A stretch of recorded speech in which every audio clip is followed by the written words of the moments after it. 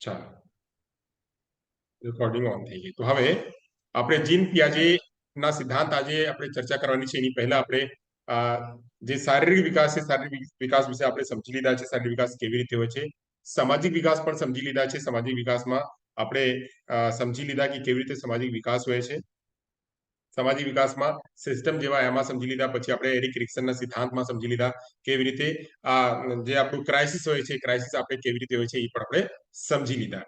તો અહીંયા હું બસ એકાદ આપ લોકોના પ્રશ્નોથી શરૂ કરશું અને પ્રશ્નો હું સામેથી પૂછશું. આપ લોકોને બસ જવાબ આપવાનું છે. જવાબ આપવાનું, મૌખિક જવાબ આપવાનું છે. મૌખિક પ્રશ્ન પૂછો અને મૌખિક જ જવાબ આપવાનું છે. ચાલો, તો હું પહેલો મારો પ્રશ્ન છે કે જે આપણા ઇકોલોજીકલ સિસ્ટમ છે, ઇકોલોજીકલ સિસ્ટમ કોને આપ્યું? એરિક્સન. ઇકોલોજીકલ સિસ્ટમ, पर्यावरणीय सिद्धांत રૂસો. રૂસો નહીં, આપણે વાંચ્યા હતા એ જ પૂછ્યું છું, બહારથી નથી પૂછતો. Ericsson sir. ના ના, ઇકોલોજીકલ થિયરી યુરી બ્રોન ફ્રેન બ્રેનર. બ્રેનર. હા હા સર. હા, યુરી ફ્રોન બ્રેનર. ચાલો, આમાં કેટલા હતો પોઈન્ટ, કેટલા હતા, કેટલા તબક્કાઓ હતો? 5 તબક્કા. 5 તબક્કા. 5 તબક્કા. તો જેમાં આપણે micro system, meso system, exo system, macro system અને આપણે ક્રોનો સિસ્ટમ, 5 સિસ્ટમની ચર્ચા કરી હતી. ચાલો, હવે આ સિદ્ધાંતની પહેલા જ્યારે આજની ચર્ચા થવાની છે એની પહેલા મેં ચર્ચા કરી હતી. આ કયા સિદ્ધાંતની ચર્ચા કરી હતી આજના લેક્ચરની પહેલા? એરિક્સનનો સિદ્ધાંત. એરિક એરિક્સનનો સિદ્ધાંત. એરિક એરિક્સન શેના ઉપર એને કામ કર્યું હતું? બધાએ જવાબ આપો. 3R ઉપર. 3R. હા, બરાબર છે. 3R. 3R તો એટલું એને બસ એક સંકલ્પના આપી હતી, પણ આ મૂળ મુદ્દો એને શું હતો, શેના ઉપર કાર્ય કર્યું હતું, જેના માટે ઓળખાય છે? તો કહે મનોસામાજિક સિદ્ધાંત. મનોસામાજિક સિદ્ધાંત. 8 સ્ટેજ, 8 તબક્કા. હા, 8 તબક્કા. 8 તબક્કાઓ. તો 8 તબક્કાઓ, એ 8 તબક્કાઓ કોના પ્રવર્તક એટલે કોનાથી પ્રભાવિત હતા? એ એરિક એરિક્સન સાહેબ? ફ્રોઈડ. સિગ્મન્ડ ફ્રોઈડ. ફ્રાઇડ. હા, સિગ્મન્ડ ફ્રાઇડ થી પ્રભાવિત હતા. અને સિગ્મન્ડ ફ્રાઇડના કેટલા તબક્કાઓ સિગ્મન્ડ ફ્રાઇડે આપ્યા? 5 5 તબક્કા. બહુ સરસ.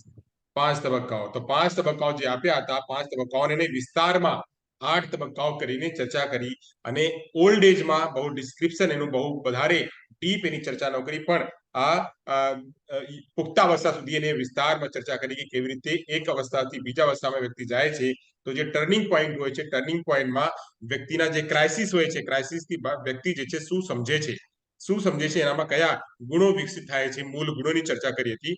તો અલગ અલગ તબક્કાઓમાં અલગ અલગ મૂળ ગુણોની ચર્ચા કરી હતી, જે મેં આપ લોકોને ટેબલમાં એક સમજાવ્યો હતો. તો બહુ સરસ, અહીંયા સુધી આપણે સમજી લીધા.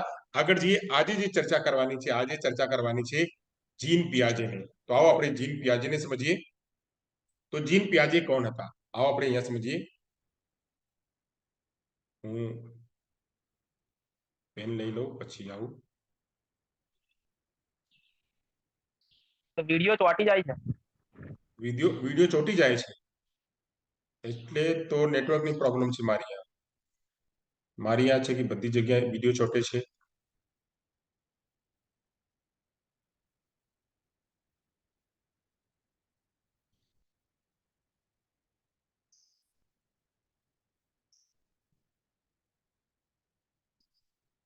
હાલો, હવે જુઓ વિડિયો કેવું છે. હજી ચોટે છે?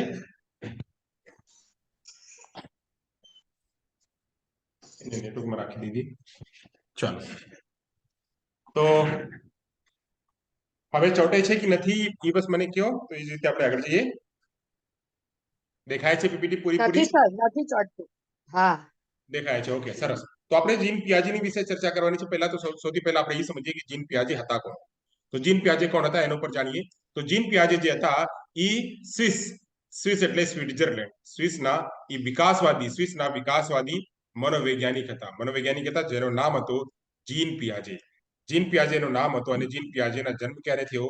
તો 1896 માં સ્વિટ્ઝરલેન્ડમાં એનું જન્મ થયો અને જન્મ થઈને ત્યાં એને ઘણું બધું કામ કર્યું. પહેલા તો એને બહુ એટલે તપસ્યા કરી, બહુ એને સંઘર્ષ ફેસ કર્યો, પણ પછી જે છે એને ઘણું એને કામ કર્યું અને કામ કરતા કરતા એને થોડાક ઉંમરમાં એને એક પેપર રજૂ કર્યું, જે પેપરમાં વધારા લોકો એને એપ્રિશિએટ કર્યા. પછી આપણે સમજીએ કે આ સ્વિસ મનોવૈજ્ઞાનિક જીન પિયાજે શું કામ કર્યું. તો કહીએ આપણે જીન પિયાજે આધુનિક યુગના જ્ઞાનાત્મક વિકાસના ક્ષેત્રમાં એને ક્રાંતિ આપી હતી. તો ક્રાંતિ એટલે શું? એની પહેલા કોઈએ એમ ન કહેતા હતા કે જ્ઞાનાત્મક વિકાસ શું હોય છે. એટલે આપણે વાત કરીએ સંજ્ઞાન તો બધા કહેતા હતા કે હા, આ વ્યક્તિમાં બુદ્ધિ છે, આ વ્યક્તિમાં વિવેક છે, આ વ્યક્તિમાં આમ છે, આ વ્યક્તિમાં તામ છે, આ વ્યક્તિ બહુ જ હોશિયાર છે. પણ કેવી રીતના હોશિયાર છે? આ હોશિયારી આવી ક્યાંથી? આ જે છે એક એક પોઈન્ટને ડીપમાં કોઈ અધ્યયન કરીને કોઈ જણાવ્યું નહોતું. એમ સિગમન્ડ ફ્રાઇડે ઘણા કામ કર્યા, પણ સિગમન્ડ ફ્રાઇડે પણ એટલું કામ ન કર્યો. તો અહીંયા જીન પિયાજે, જે સ્વિટ્ઝરલેન્ડમાં એનું જન્મ થયું 1896માં, એને આ ઉપર કામ કરવાનો પ્રયાસ કર્યો અને કામ કરીને આજે આપણા મોડર્ન યુગમાં એને જ્ઞાનાત્મક વિકાસના તબક્કાઓ અને જ્ઞાનાત્મક ક્ષેત્રમાં જે નવી વાતો જે છે, નવા પોઈન્ટ છે, આ પોઈન્ટ્સની ચર્ચા કરી અને બહુ વિસ્તારમાં એને બતાવ્યું કે આ પ્રકારના બાળકોમાં વિકાસ થાય છે. બાળક જે છે, જ્યારે બાળક નાના હોય એ જ એક પાયા હોય છે, સમાજના એક પાયા હોય છે. એ જ જ્યારે મોટો થાય તો આગળ જઈને એ સારા ઇન્સાન બને છે. હવે આપણે એક વાત અહીંયા સમજીએ. હું જેમ પાયાની ચર્ચા કરું છું, પાયાને આપણે પાયા શું કે સમાજના પાયા હોય છે. સમાજમાં જેમ વિકસે એ જ સમાજ બનશે. તો આપણે અત્યારે જે આપણા ભારત છે, ભારતમાં પણ આપ લોકો જુઓ છો 2 દિવસથી 3 દિવસથી ઘણું બધું પ્રયોગ ચાલે છે. તો આપણા સિલેબસમાંથી ઘણી વસ્તુઓ કાઢી મૂકવામાં આવી છે. તો સિલેબસ કાઢી મૂકવામાં એમ આવી છે કે આપણે જે સંદેશો જે આપણે બાળકોને આપતા હતા, આ સંદેશો સારા સંદેશો જાય અને યુનિક સંદેશો જાય. તો આ સંદેશો માટે એટલે બાળકને જ્યારે સાચવીએ, બાળકને જ્યારે ભણાવીએ, એ જ જે છે બાળકમાં વિકાસ થાય છે. તો એટલે અહીંયા આ પિયાજે પણ એમ જ કીધું કે બાળક જે વિકાસ થાય છે બાળકના, તો કેવી રીતે વિકાસ થાય છે, આ વિકાસની જો જ્યારે આપણે જાણી લઈએ તો બાળકમાં વધારે આપણે પ્રયાસ કરી શકશું અને બાળકને વધારે આપી શકશું અને બાળકમાં પણ વધારે વિકાસ થશે. આ ચર્ચા એની પહેલા જીન પિયાજેની પહેલા કોઈ ચર્ચા ન કરી હતી. એ જ રીતે જ્યારે જીન પિયાજેએ ચર્ચા કરી, તો બધી સિલેબસમાં જ્યારે કોઈ ટીચર કોઈ બને કે ક્લાસમાં કોઈ વર્ગમાં કોઈ કાર્ય ચાલતું હોય, આ કાર્ય ચાલતું હોય તો ત્યાં જીન પિયાજેના નામ અગત્યના હોય છે. અને જ્યારે આપણે ટીચર ટેસ્ટ આપીએ છીએ કે કોઈ પણ આપણે એક્ઝામ આપીએ છીએ, તો જીન પિયાજેના નામ સૌથી પહેલા આવે છે. શું કામ આવે છે કે જીન પિયાજે સરસ મજાના એને પોઈન્ટ દર પોઈન્ટ અને વિસ્તાર દર વિસ્તાર એને ચર્ચા કરીને એને સમજાવ્યું કે બાળકમાં કેવી રીતે એનું સંજ્ઞાનના વિકાસ થાય છે. કેમ કે કોઈ પણ વ્યક્તિ છે હોશિયાર કેવી રીતે બનશે, કામ કેવી રીતે કરશે, તો જેનું સંજ્ઞાન રહેશે. વિવેક, મસ્તિષ્ક અને સંજ્ઞાન બંનેમાં ફેર છે મિત્રો. મેં એની પહેલા પણ જ્યારે મેં ડેવલપમેન્ટની ચર્ચા કરતો હતો, તો ત્યાં મેં કીધું કે આ જે આપણે ભગવાને ભેજા તો ભેજી દીધા, મોકલી દીધા. જ્યારે આપણું જન્મ થયું તો આ મસ્તિષ્ક તો આપી દીધા, એટલે ભેજા તો આપી દીધા. પણ ક્યારેક કોઈ હોય છે કે ભેજામાં ભેજા નથી આપતો, ભેજતો. એટલે આપણે આ જે મગજ છે, મગજમાં જ્યારે આપણે મગજ તો બની ગયું. આપણે કાલે ચર્ચા કરતા હતા સાંજના સેશનમાં, અગ્રચેતન, પશ્ચેતન, જે અગ્ર મસ્તિષ્ક છે, પશ્ચ મસ્તિષ્ક છે અને દાયા મસ્તિષ્ક છે, વાયા મસ્તિષ્ક છે. આ મસ્તિષ્કમાં બધું બની તો જાય છે, પણ આમાં જ્યારે આપણે ગેટવે જે છે, આપણું જે જ્ઞાનની ઇન્દ્રિયો જે છે, આ ખુલશે તો સંજ્ઞાનના વિકાસ થશે. તો એટલે આ આપણે માનસિક વિકાસની વાત છે. જે મસ્તિષ્કના વિકાસ તો થાય છે, પણ આમાં ભેજા જ્યારે આવશે ત્યારે સંજ્ઞાનના વિકાસ થશે. તો ભેજા એટલે સંજ્ઞાન એટલે જ્ઞાન એટલે કે તર્ક કરવાની ક્ષમતા, સોચવાની ક્ષમતા, વિચારવાની ક્ષમતા, મસ્તિષ્કમાં કાંઈ પ્રતિબિંબ બનાવવાની ક્ષમતા કે આપણે આ વસ્તુને આમ કહીએ, આ વસ્તુને આમ કહીએ, આ વસ્તુને આમ કહીએ. અહીંયા ઘણા અક્ષરો લખેલ છે. અક્ષરોને આપ લોકોને એટલો એક્સપિરિયન્સ છે, એક્સપિરિયન્સ સાથે આ અક્ષરોને આપ લોકો વાંચી શકો. પણ નાના બાળક ન વાંચી શકે. કેમ ન વાંચી શકે કે આ જે શબ્દો છે, આ જે અક્ષરો છે, આ અક્ષરોના પ્રતિબિંબ બાળકના મસ્તિષ્કમાં અત્યાર સુધી બનેલું નથી. જેમ આગળ વધશે, આ શબ્દોના જે પ્રતિબિંબ છે બાળકના મસ્તિષ્ક બની જશે. એનું અર્થ, એનું તર્ક વિતર્ક કરતા એને ખબર પડી જશે કે ના, એને આમ કહેવાય અને તામ કહેવાય. તો એ જ રીતે જે છે આપણે જેમ વધીએ છીએ એમ બાળકમાં વિકાસ અને અમારા વિકાસ થાય છે. એ રીતે બાળક પણ નાના હોય છે, નાનાથી મોટા થાય છે, તો મોટામાં એનું સંજ્ઞાનના વિકાસ જે છે થતું જાય છે. એ જ ચર્ચા જે છે આ જીન પિયાજે એના સંજ્ઞાનાત્મક વિકાસના સિદ્ધાંતમાં એને આપ્યું. અહીંયા સુધી થઈ ગયા. આગળ જઈએ. શું કહે છે કે જીન પિયાજે જ્ઞાનાત્મક વિકાસના ક્ષેત્રમાં સંશોધન અને અભ્યાસમાં સૌથી વ્યાપક અને વૈજ્ઞાનિક યોગદાન આપ્યું. એને આપણે ઓળખીએ છીએ, એટલે આપણે જાણીએ છીએ કે આ જે એનું વૈજ્ઞાનિક એનું જે સિદ્ધાંત જે હતો આ સિદ્ધાંત યુનિક હતો, યુનિક અને વૈજ્ઞાનિક હતો. વૈજ્ઞાનિક સિદ્ધાંત આપણે કોને કહીએ કે જે પ્રયોગ કરે, પ્રયોગ જ્યાં પ્રયોગની વાત આવે, જ્યાં સિસ્ટમની વાત આવે, પગલા દર પગલાની વાત આવે, તો પગલા દર પગલા જે આપણે પ્રયોગ કરીને આપણે કોઈ પણ આપણે સિદ્ધાંત બનાવીએ એ જે છે પ્રયોગ જે છે આપણે યુનિક ગણાય છે અને એ જ લાંબા ગાળા સુધી ચાલે છે. આમાં આપણી શક્યતા હોય છે કે આ કેટલા સરસ રહેશે અને કેટલા જે છે નીરસ રહેશે. સરસતા અને નીરસતા પણ ત્યાં જે છે આપણે એની ચોકસાઈ કરવામાં આવે છે. એટલે અહીંયા જ્યારે જીન પિયાજે આની ચર્ચા કરી તો જીન પિયાજે પ્રયોગ કરીને ચર્ચા કરી. શું કરીને? તો પ્રયોગ કરીને ચર્ચા કરી. આ પ્રયોગ એના જ પોતાના એના જે જીન પિયાજેના પોતાના જે દીકરીઓ હતી, પોતાની દીકરીઓ ઉપર એને એની પ્રયોગ કરીને આ ચર્ચા કરી. એટલે આ એનું યુનિક ગણાય છે. બાકી જે મનોવૈજ્ઞાનિકો આ લોકો પ્રયોગ ન કર્યા, પ્રયોગ કરીને જણાવ્યા નહીં, તો એટલે પ્રયોગ કરીને ન જણાવ્યા, તો આ જે બાકીના લોકોના સિદ્ધાંતો પિયાજેના કરતા નાનું ગણાય છે. પિયાજેના કરતા એનું વેટેજ છે બાકી લોકોના ઓછું ગણાય છે. પિયાજેના વેટેજ વધારે હોય છે. શું કામ વધારે હોય છે? કે એને પ્રયોગ કરીને દેખાડ્યું કે જો આ મેં પ્રયોગ કરી, આ ઉપર પણ પ્રયોગ કરી અને આ ઉપર પણ પ્રયોગ કર્યું, તો આમાં જે છે સરસ દેખાય છે. સરસ એટલે દેખાય છે કે આ સરસ છે. એટલે તો આ એને આપણે વૈજ્ઞાનિક યોગદાન પણ આપ્યું. એટલે અહીંયા મેં ચર્ચા કરી કે અભ્યાસમાં સૌથી વ્યાપક અને વૈજ્ઞાનિક ચર્ચા કરી. આપણે જ્યારે જોશું ને એટલે મેં કીધી કે આ જીન પિયાજેના એક દિવસમાં લેક્ચર નહીં પતશે, ઓછામાં ઓછા 4 દિવસ લાગશે તો જો આપણે જીન પિયાજેના સિદ્ધાંત જશે. અને જીન પિયાજેની જે બધી થિયરીઓ છે, જે બધા કોન્સેપ્ટો છે, આ કોન્સેપ્ટો એક દિવસમાં ખબર નહીં પડશે. હજી આપણે એસએમએસ, પીઓએસ, સીઓએસ અને એફઓએસ માં કન્ફ્યુઝન થાય છે. કાલે જ પ્રશ્ન હતો તો આપણે મૂર્ત અને અમૂર્તમાં કન્ફ્યુઝન હોય છે કે આ શબ્દ છે મૂર્તમાં આવશે કે આ જે છે અમૂર્તમાં આવશે, આ જે છે આપણે આ સેન્સરી મોટર સ્ટેજમાં આવશે કે આ જે છે આપણે પ્રી ઓપરેશનલ સ્ટેજમાં આવશે. આ કન્ફ્યુઝન ક્યારે હોય છે? આ કન્ફ્યુઝન શબ્દો સાથે હોય છે. આ શબ્દો જ્યારે આપણે સમજી લેશું, સરસ મજાના આપણા જ્ઞાનમાં આવી જશે, ત્યારે જે છે એનું ખબર પડશે. તો અહીંયા પિયાજેના સિદ્ધાંતમાં આપણે એટલું સમજ્યા. હું આપ લોકોને પૂછવા માંગુ છું કે બહારથી અવાજ આવે છે કે ખાલી મારી અવાજ આવે છે? ના સર, તમારી જ અવાજ ખાલી આવે તમારી જ અવાજ આવે છે, બીજી નથી બરાબર છે આવતી. સર. તો સરસ. એટલે કે બહાર બાળકો રમે છે ને, તો રમવાનું અવાજ નથી આવતી ને? ના સર, નથી આવતો. મોરની અવાજ તો નથી આવતી? ક્યાં ક્યાં કરવાનું? ના ના સર. સર. સરસ. ચલો ચાલો તો આગળ વધીએ. તો આપણે વાત કરીએ તો અહીંયા સુધી વાત થઈ ગઈ. હવે વાત કરીએ તો જીન પિયાજે વિકાસલક્ષી મનોવિજ્ઞાનના પિતા કહેવાય છે. એટલે આપણે ડેવલપમેન્ટલ જે થિયરી છે, ડેવલપમેન્ટલ થિયરી આપણે વાત કરીએ તો એ પૂછવામાં આવે છે. હેલો, કોઈને કઈ કહેવું છે? મ્યુટ કરી રાખો, અવાજ પોતાની મ્યુટ કરી રાખો. ક્યાંથી અવાજ આવે છે? વિજયભાઈ, હા વિજયભાઈ આપ આવો છો તો અવાજ લઈને આવો છો, એવું ન કરો ભાઈ.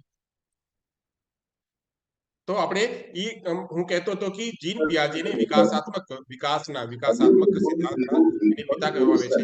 તો આ વિકાસાત્મક સિદ્ધાંતના પિતા વિજયભાઈ પ્લીઝ. હા, તો એવું અવાજ ન કરો. એડમિન થી કોણ જોડાયેલા છે? એડમિન કરીને કોણ જોડાયેલા છે એનું નામ પ્લીઝ કરી નાખો. હા, એડમિન થી જે કોઈ ભાઈ જોડાયેલા છે એનું નામ બદલી નાખે તો આપણે ખબર પડે કે આ કોણ છે.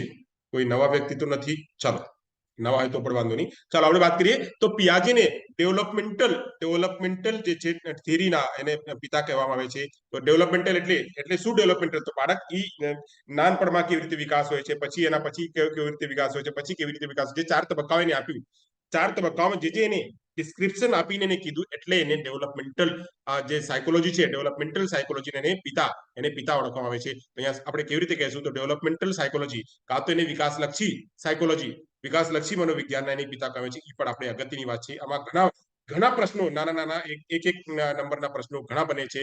આ બધાએ આપ લોકો એને નોટ કરતા જોજો અને નોટ કરીને એને યાદ કરતા જોજો.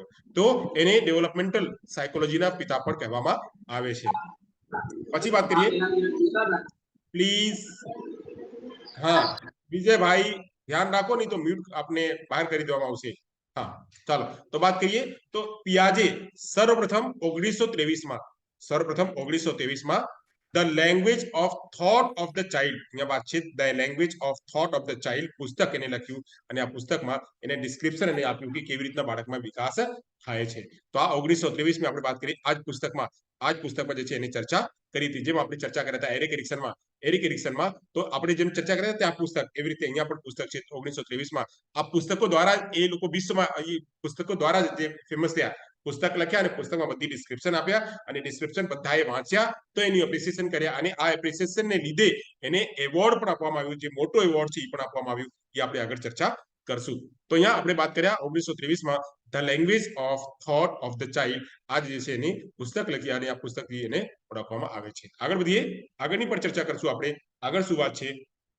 આગળમાં કહે છે કે જીન પિયાજે વાત કરે છે કે બાળકોમાં બુદ્ધિનો વિકાસ કેવી રીતે થાય છે તે જાણવાનો પ્રયાસ કર્યો અને રસ હતો કે બાળક જે છે ને આ નાના, જેમ આપણે પહેલાની વાત કરતા હતા કે ન્યૂટનના નિયમ, તો ન્યૂટનના નિયમ ન્યૂટન જે છે આ પેડની નીચે આ એ સૂતો હતો ન્યૂટનભાઈ, ત્યારે એને એક ઉપરથી એક જે છે એપલનું જે ફળ છે, ફળ નીચે પડ્યું અને એને ખબર પડી આ એટલું ધમ કરીને શું અવાજ આવે છે. તો પછી એને ખ્યાલ આવ્યું આ શું કામ નીચે આવ્યું, કેમ ઉપર ન રહ્યું. એવી જ રીતે અહીંયા પણ જે આપણે જીન પિયાજે છે, જીન પિયાજેને પણ આ એમ જ ખ્યાલ આવ્યું, એ જોયો આ બાળકો કેવી રીતે વિકાસ કરે છે, બાળકોના આ સંકલ્પના કેવી રીતે બનાવે છે, બાળકોને કેવી રીતે ખબર છે આ પીવાનું છે કે આ ખાવાનું છે, આ દોડવાનું છે, આ રમવાનું છે, આ હસવાનું છે, આવી પ્રક્રિયા કેવી રીતે ખબર પડે છે. તો આ પ્રક્રિયાને જ એને જ્યારે એને રસ હતો જાણવાનું, તો એ જ એને કીધું કે બધાને તો જોઉં છું, ઓબ્ઝર્વેશન તો કરું છું, આ નાના બાળક આગળ વધે છે, આ આગળ વધે છે, તો એની આપણે એક સામાજિક રીતે અને એક ચોખવટ રીતે કેવી રીતે કરશું. તો ચોખવટ કરવા માટે એને એના પોતાના જે પુત્રો, પોતાની જે સંતાનો હતી, પોતાની સંતાનો પર એને પ્રયોગ કર્યો અને પોતાની સંતાનો પર પોતાની જે સંતાનો હતી એનું નામ શું હતું એ પણ યાદ રાખજો મિત્રો, એકદમ ઈઝી છે. તો જેકલિન, લુસિયન અને લ્યુરેન્ટ, આ 3 નામ હતું. જેકલિન આપણે નહીં કહીએ, આપણા જે શ્રીલંકાની આપણી અભિનેત્રી છે જેકલિન ફર્નાન્ડીસ, તો એ આપણે યાદ રાખજો. આ શ્રીલંકાની કોઈ એક અભિનેત્રી છે, એના નામથી એનું એક પુત્રી હતી, આ યાદ રાખી શકશો. તો આપણે વાત કરીએ જેકલિન, લુસિયન અને લ્યુરેન્ટ, આ 3 પુત્રીઓ, આ 3 એની સંતાનો પર એની ચર્ચા કરી. જેમ જેમ આ સંતાનો ઉપર આગળ પહેલા પેદા થયા, એક પેદા થયા, આગળ વધ્યા, પછી બીજા પેદા થયા, એ આગળ વધે છે, પછી ત્રીજા વધે છે, આગળ વધે છે. તો એટલે આ 3 સંતાનો પર જે છે એને પ્રયોગ કરીને એને ચર્ચા કરી કે આ બાળકો કેમ એના વિકાસ થાય છે. બાળક જ્યારે નાનપણમાં પહેલા વર્ષમાં હોય છે તો એનું સંજ્ઞાનના વિકાસ કેવી રીતે થાય છે, શું કરે છે, શું નથી કરતો, પછી આગળ વધે છે તો એના સંતાનમાં કેવી રીતે આગળ વધે છે, આ એનામાં સંજ્ઞાનના વિકાસ કેવી રીતે થાય છે, 2 વર્ષમાં, 3 વર્ષમાં, 4 વર્ષમાં, 5 વર્ષમાં, એવી રીતે 15 વર્ષ સુધી આ એના બાળકોમાં ચર્ચા કરી. પછી મોટા જતા પણ એને જોયું કે આ બાળકોમાં કેવી રીતે સતત જોતા ગયા અને નોટ ડાઉન કરતા ગયા, સતત જોતા ગયા, નોટ ડાઉન કરતા ગયા. આ નોટ ડાઉન કરીને, જોઈને, નોટ ડાઉન કરીને, આ સંશોધન કરીને આ સંજ્ઞાનાત્મક વિકાસના સિદ્ધાંત આપ્યું. તો આ હું પૂછું છું આપ લોકોને કે આ જે એની 3 દીકરીઓના નામ શું શું હતું, આપ લોકો કયો મને. જેકલિન, લુસિયન, લોરેન્ટ. જેકલિન, લુસેન્ટ અને લોરેન્ટ, આ 3 એના દીકરીઓનું નામ હતું. જેકલિન, લુસિયન અને લોરેન્ટ. જેકલિન, લુસિયન અને લોરેન્ટ, આ એના 3 દીકરીઓના નામ હતું. આ જ ઉપર જે છે એની ચર્ચા કરી હતી. બહુ સરસ. આગળ વધીએ. આગળ કહે છે જેમ જેમ બાળકો મોટા થતા ગયા તેમ આ બાળકોના તેમના માનસિક વિકાસની પ્રવૃત્તિઓ પર ખૂબ જ નજીકથી એને અભ્યાસ કર્યું અને અભ્યાસ કરીને પછી આ જે સંજ્ઞાનાત્મક વિકાસના સિદ્ધાંત એને આપ્યું. પછી કહે છે આ અભ્યાસના પરિણામે તેમણે જ્ઞાનાત્મક વિકાસ સિદ્ધાંત જે છે રચ્યો. આ સિદ્ધાંત જે છે રચવાની પ્રયાસ જે આપવાની પ્રયાસ કરી, આ સેના પર કરી. એટલે જે છે આ યુનિક ગણાય છે. કેમ યુનિક ગણાય છે કે એને પોતાના સંતાનો પર જેને પ્રયોગ કરીને જે ચર્ચા કરી, પોતાની સંતાનો પર જેમ જેમ બાળકો વધ્યા એનામાં આ બીજા વર્ષમાં, ત્રીજા વર્ષમાં, ચોથા વર્ષમાં, પાંચમા વર્ષમાં, એક તબક્કે, પછી બીજા તબક્કે, પછી ત્રીજા તબક્કે, પછી ચોથા તબક્કે, પછી આગળ કેમ બધા ગયા. આમાં શું વિકાસ હતો ગયો, શું કરતા હતા, શું ન કરતા હતા, ક્યાં મુશ્કેલીઓ આવતી હતી, ક્યાં મુશ્કેલીઓ ન આવતી હતી, આ બધી જે છે એકદમ બારીકીથી એને ચર્ચા કરી અને જોયું અને જોઈને પછી આ એનું સિદ્ધાંત રજૂ કર્યો, અભ્યાસ કરીને સિદ્ધાંત રજૂ કર્યો. તો આજે આ અભ્યાસ આ બાળકો પર એને બાકી એને અભ્યાસ ન કર્યું, બસ અભ્યાસ એને એમ કર્યું કે બાળકોના સામાજિક વિકાસ કેવી રીતે થાય છે અને સામાજિક વિકાસ થવામાં બાળકના પ્રભાવ ક્યાં થાય છે. તો એને કીધું કે સામાજિક વિકાસ બાળકમાં કેવી રીતે થાય છે.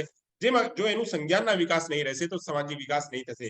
જેમ આપણે એની જ વિરોધ આપણે લેવ આઈગોસ્કી કર્યા કે ના સામાજિક વિકાસ કરવામાં બાળકના મસ્તિષ્કના વિકાસના કાંઈ ફેર નથી હોતો. પહેલા સામાજિક વિકાસ થાય છે, પછી મસ્તિષ્કના વિકાસ થાય છે. પણ એને જે છે એને ચર્ચા કરી કે નાના બાળકોમાં જેમ સંજ્ઞાનના વિકાસ થાય છે એમ આગળ પણ વધે છે. એટલે એને આપણે ઇનેટિસ્ટ પણ કહીએ છીએ. આપણે યાદ રાખજો મિત્રો, મેં એની પહેલા પણ ચર્ચા કરી છે.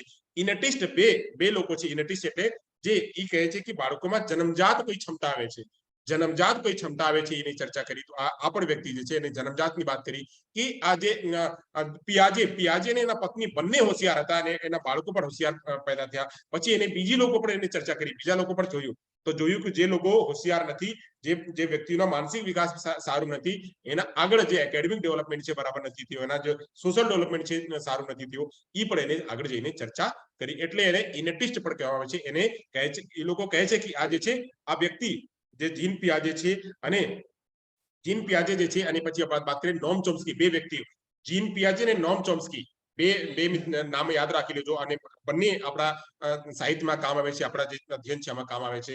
જે જીન પિયાજે છે સંજ્ઞાન ઉપર કામ કર્યું અને જે લેવ વાઇગોસ્કી છે ભાષા ઉપર કામ કર્યું. તો બંને વ્યક્તિઓ કહે છે આ જે લેવ વાઇગોસ્કી ની આપણે વાત કરીએ તો જે હા શું તો આપણે એલએડી, હા નોમ ચોમ્સ્કી, એલએડી, નોમ ચોમ્સ્કી જે છે એને એલએડી આપ્યું, લેંગ્વેજ એક્વિઝિશન ડિવાઇસ, અને જીન પિયાજે જે છે એને સંજ્ઞાનાત્મક વિકાસ આપ્યું. તો આ બંને વ્યક્તિઓને આપણે ઇનેટિસ્ટ પણ કહીએ છીએ. પછી આગળ વધીએ તો એનું જીન પિયાજેનું જે મૃત્યુ છે 1980 માં, એટલે 1980 માં, એટલે હા કોઈ કઈ કહે છે? જીન પિયાજે ને બીજા મનોવૈજ્ઞાનિકોનું નામ બોલો. નોમ ચોમ્સ્કી ભાષાવિદ હતા, ભાષાવિદ.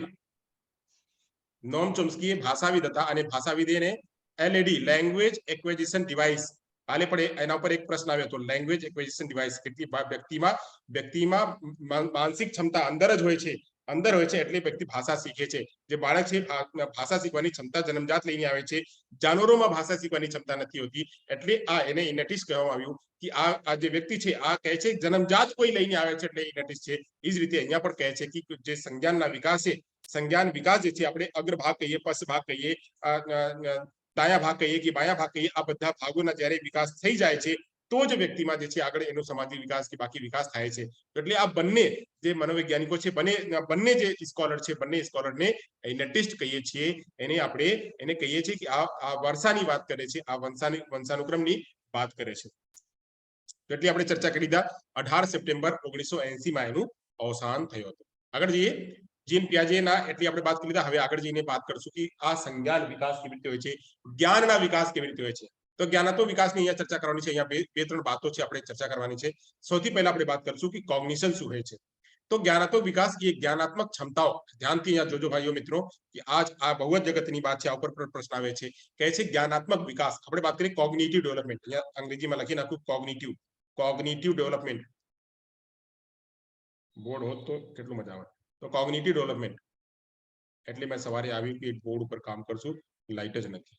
ચાલો, તો કોગ્નિટિવ ડેવલપમેન્ટ, અહીંયા કોગ્નિટિવ છે અને કોગ્નિટિવ માંથી કોગ્નિશન આવશે. પહેલા કોગ્નિટિવ સમજી લો. કોગ્નિટિવ એટલે જ્ઞાનાત્મક વિકાસ કે કાં તો એને સંજ્ઞાનાત્મક વિકાસ, એ જ્ઞાનાત્મક ક્ષમતાઓના વિકાસનો ઉલ્લેખ કરે છે. જ્ઞાનાત્મક ક્ષમતા એટલે કે બુદ્ધિ, વિચાર, કલ્પના વગેરે સંબંધિત ક્ષમતાઓ.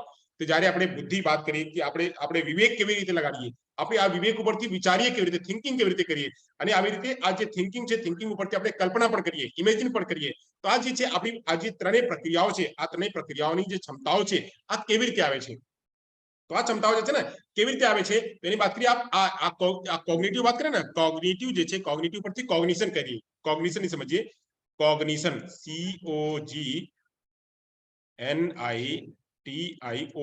COGNITION, કોગ્નિશન એટલે સંજ્ઞાન. એને વાત કરીએ આપણે સંજ્ઞાન કે સમજણ. સંજ્ઞાનની વાત કરી કે સમજણની વાત કરી. સમજણ, લોકો કહે છે ને એનામાં સમજણ શક્તિ ઓછી છે, એનામાં સમજણ શક્તિ ઓછી છે એટલે એનામાં કોગ્નિશન ઓછો છે. કાં તો એની સમજણ શક્તિ વધારે છે એટલે એને કોગ્નિટિવ જે છે એના સમજણ શક્તિ વધારે છે એટલે એ જે છે આ સારી રીતે વિચાર કરી શકે, સારી રીતે બુદ્ધિ એનો પ્રયોગ કરી શકે, એની સારી રીતે કલ્પના પણ કરી શકે. આ કેવી રીતે થયો? આ જે છે બાળક જયારે જન્મ થયો તો આ એના વારસા પ્લસ સાથે વાતાવરણ બંને મળીને એને આગળ વધારવાનું કામ કર્યું. તો આ સમજણ શક્તિ વિશે આપણે થોડું સમજીએ. આ સમજણ શું છે? જે કોગ્નિશન છે, કોગ્નિશન આપણે શું કહીએ? આ જે છે માનસિક વર્તુળો છે. માનસિક વર્તુળો એટલે માનસિક વ્યવહાર છે. સમજણ શક્તિમાં શું આવે છે? તો કુછ માનસિક વ્યવહાર આવે છે. હવે માનસિક વ્યવહારને આપણે કેવી રીતે સમજશું? તો માનસિક વ્યવહાર એટલે કે આ અમૂર્ત સંકલ્પના, એટલે અમૂર્ત સંકલ્પના કોઈ ચીજ છે અત્યારે અહીંયા હાજર નથી પણ આપણે કલ્પના કરીએ. ધારો કે આ થઈ જાત તો, ધારો કે અત્યારે લાઈટ આવી જાત તો, ધારો કે અત્યારે જે છે આપણે જે છે બહુ વધારે આ કામ થઈ જાત તો, અત્યારે 4 દિવસ પછી આપણે એક્ઝામ આવી જાત તો, અને 4 દિવસ પછી આપણે એક્ઝામમાં પાસ થઈ જાત તો, આવી પ્રકારની કલ્પના જે છે અત્યારે જોતા નથી પણ આપણે જોતા નથી અને પ્રયોગ કરીએ છીએ. આ જે છે પ્રયોગની આપણે વાત કરીએ છીએ કે આ સંકલ્પનાઓ જે છે આ અમૂર્ત સંકલ્પનાઓ છે. તો અમૂર્ત સંકલ્પનાઓને સમજવાની પ્રક્રિયા એ પણ આપણે સમજણ શક્તિમાં કે કોગ્નિશનમાં આવે છે. પછી વાત કરીએ કે સિમ્બોલિઝમ.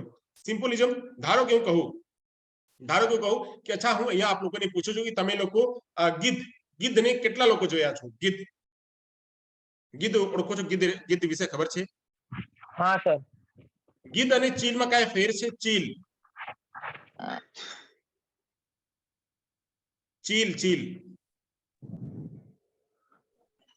ગીધ સર થોડું મોટું હોય, ચીલ નાનો હોય. કઈ ખ્યાલ આવે છે? હા, ગીધ જી, બોલો. ઊંચું ઉડે, ખૂબ ઊંચું ઉડાન કરે અને ઓકે સ્થિર થઈ જાય. ચીલનું એવું નહીં થતું. ઓકે ચીલ એટલે સમડી થાય સાહેબ. ચીલ. ઓકે હવે બીજું કોઈ? આપણે પહોંચી ગયા અત્યારે આપણે જોઈએ છીએ આ ગીધ અને ચીલ જોવા મળે છે? ના સર, બહુ ઓછા. ઓછા જોવા મળે સર. પ્રદૂષણને કારણે નથી જોવા મળતા. સર અમદાવાદમાં તો જોવા મળે છે ક્યારેક ક્યારેક. અચ્છા, અમદાવાદમાં જોવા મળે છે? હા, ક્યારેક ક્યારેક મળે છે.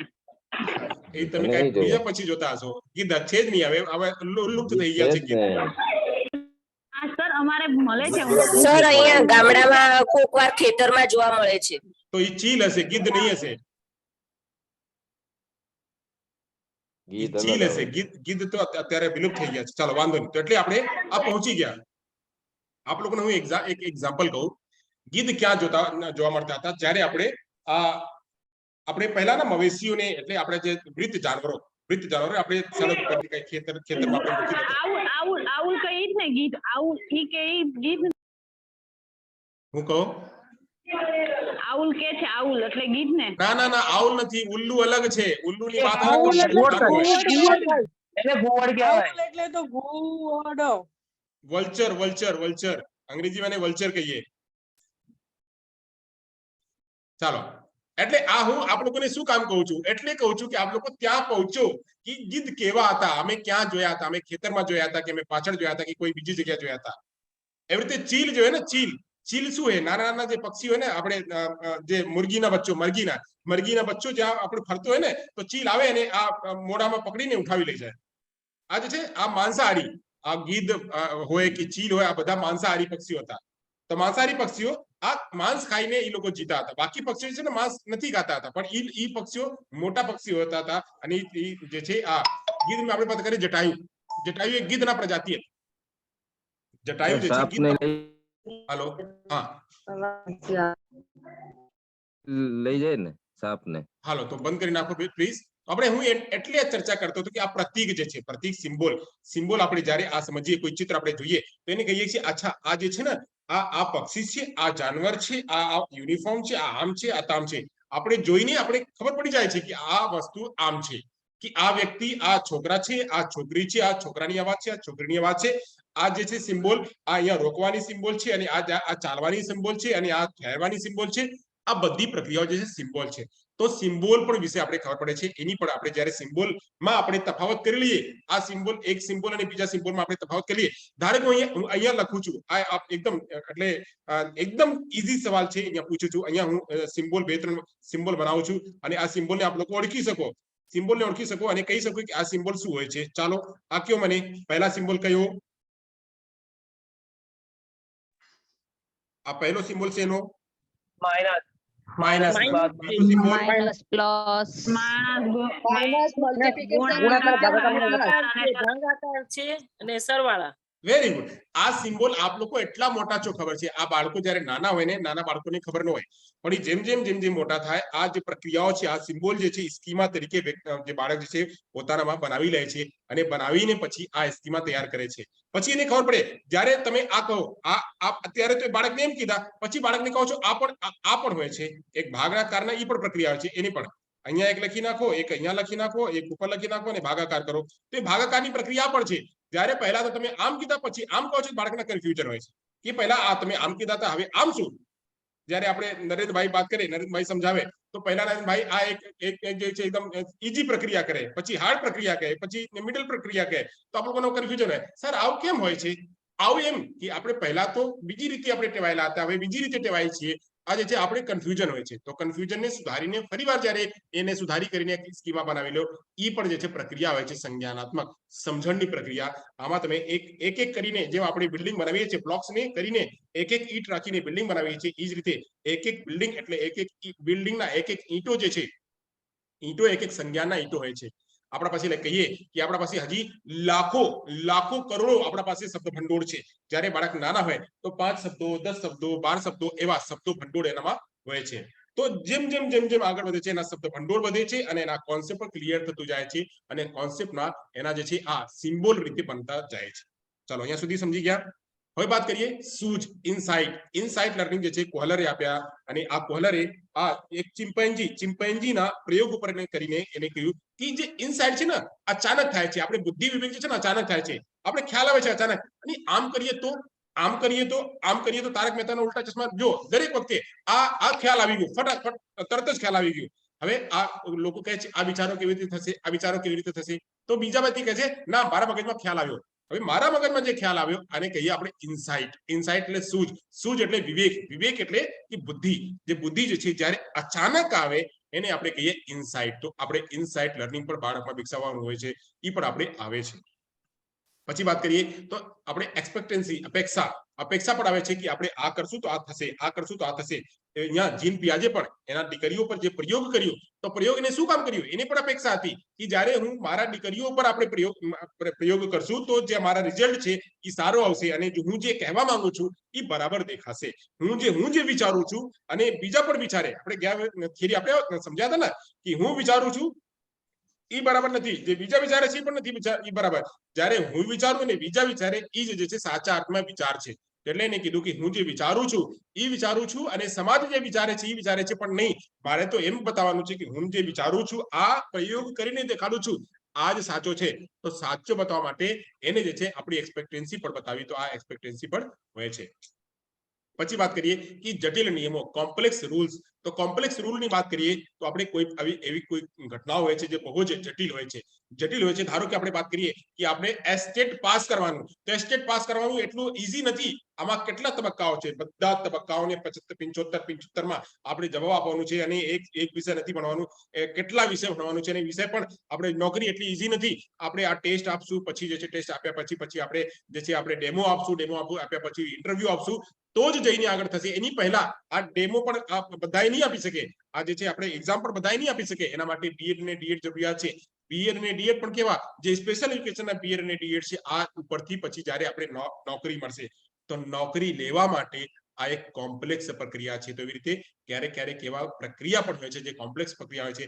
ધારો કે આ આપણે વાત કરીએ સૌથી પહેલા ધન આવે છે, આપણે જે જોડ છે સરવાળો બહુ પહેલા આવે છે, એટલે આ ઈઝી પ્રક્રિયા છે. પણ જ્યારે આપણે ભાગ કરીએ તો ભાગ બહુ જટિલ પ્રક્રિયા આવે છે. એવી રીતે વાત કરીએ તો આપણે LSRW ની વાત કરીએ તો લિસનિંગ છે, સ્પીકિંગ છે, રીડિંગ છે, રાઇટિંગ છે. તો રાઇટિંગ સૌથી જટિલ પ્રક્રિયા છે. રાઇટિંગ પહેલા જ નથી આવતો, લિસનિંગ પહેલા આવે છે. તો એટલે વાત કરે છે અહીંયા કે જે રૂલ, જે કોમ્પ્લેક્સ રૂલ છે એ પણ બનાવવાનું પ્રક્રિયા જે છે જ્યારે હોય એને પણ આપણે સમજણ શક્તિ કહીએ. પછી વાત કરે છે ઇમેજરી એટલે છબી બનાવવાનું. છબી કેવી રીતે બનાવશું, તો છબી બનાવશું, અચ્છા આ ત્યાં જે છે ને લોકો કહે છે કે બરફબારી બહુ થઈ છે. કાલના ન્યૂઝમાં છે કે આપણે નોર્થ ઈસ્ટમાં એક પહાડી ઇલાકા જે છે, પહાડી બરફના ઇલાકા એ જ્યાં છે પડી ગયો, અને ત્યાં ઘણા જે આપણા જે ત્યાં પ્રવાસીઓ હતા, જે ત્યાં જોવા ગયા હતા, જે ટુરિસ્ટ હતા, ઘણા ટુરિસ્ટ છે આમાં દબાઈ ગયા, અને ત્યાંના લોકો જે છે એને બચાવ્યું. હવે આ જે હું વાત કરું છું, આપ લોકો ક્યાં પહોંચી ગયા નોર્થ ઈસ્ટમાં, અને આપ લોકો એ પણ જોયા ગયા કે આ બરફના પહાડી કેવી રીતે પડી, અને બરફની પહાડી પડી તો લોકોમાં દબી કેવી રીતે ગયા તો કોણ બચ્યું હશે, કોણ જિંદા હશે, અને કેવી પ્રકારના એ લોકોને હશે, કેવા એ લોકો સંઘર્ષો જીતતા હશે. આ બધી પ્રક્રિયાઓ તમારા મગજમાં આવતું હશે. અત્યારની વાત નથી કરતો, આ એબ્સ્ટ્રેક્ટ ની વાત છે. પણ આપે કલ્પના કરો છો કે મને 1 કરોડ રૂપિયા મળી જાય તો હું શું કરશું, મને જે છે 20 કરોડ રૂપિયા મળી જશે તો હું શું કરશું, હું જે અંબાની જેવા અમીર બની જશે તો હું શું કરશું. એવી પ્રક્રિયાઓ જે છે આ વાત કરે છે. મહાવીર સ્વામીને કાલે જન્મદિવસ હતો. મહાવીર સ્વામી જેવા મારામાં મગજમાં આવી જાય, મારા જે છે આપણે જ્ઞાન બધું મળી જાય તો હું શું કરશું. આવી પ્રક્રિયાઓ જે છે જ્યારે વાત કરીએ તો આ ઇમેજ બને છે, છબી બને છે આપણા મસ્તિષ્કમાં. તો મસ્તિષ્કમાં આપણે નાની વસ્તુથી લઈને મોટી વસ્તુ સુધી જે આપણે છે મસ્તિષ્કમાં આપણે છબી બને છે, અને આ છબી બને છે, બગડે છે, બને છે, બગડે છે. દર વખતે કેટલીક છબીઓ બને છે, દર વખતે એટલે એક દિવસમાં કેટલીક છબીઓ બને છે, બગડે છે, બને છે, બગડે છે, અને પછી આપણે એક્સપિરિયન્સ થાય છે અને આપણું સંજ્ઞાન જે છે વિકસિત થાય છે. પછી વાત કરીએ આપણી માન્યતાઓમાં આપણે એક દિવસ આપણે વાત કરીએ ને, કોઈ જે છે મંદિરમાં જઈને પૂજા કરે છે, કોઈ મસ્જિદમાં જઈને પૂજા કરે છે, કોઈ જે છે ગિરજાઘરમાં જઈને પૂજા કરે છે, કોઈ જે છે આપણે ગુરુદ્વારામાં જઈને પૂજા કરે છે. બધી જગ્યા પૂજા જ કરે છે, ભગવાનની જ પૂજા કરે છે, પણ પૂજા કરવાની પ્રક્રિયા રીત જે છે અલગ અલગ છે. આ રીત એક દિવસમાં ન આવી.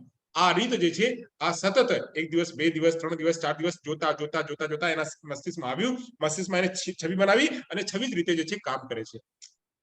એ ઉપર એક બીજું એક્ઝામ્પલ આપું કે આપ લોકો અહીંયા કહો કે છોકરીઓને ડાન્સ કરવા માટે, છોકરાઓને ડાન્સ કરવા માટે, તો છોકરીઓ ડાન્સને ઝડપથી એક્વાયર કરી લે છે અને છોકરાઓ ડાન્સની ઝડપી એક્વાયર નથી કરતા. છોકરીઓ ડાન્સ કેવી રીતે ઝડપી એક્વાયર કરે છે, એ લોકોના જે છે સમજણ, ઓબ્ઝર્વેશન શક્તિ જે છે વધારે હોય છે છોકરીઓની. તો એટલે આ જે છે ડાન્સ કરવાની પ્રક્રિયા એક એક સ્ટેપ ઝડપી એક્વાયર કરી લે છે, અને એ જ રીતે જે છે ફ્લેક્સિબલ થઈને આ સ્ટેપ જે છે કરે છે.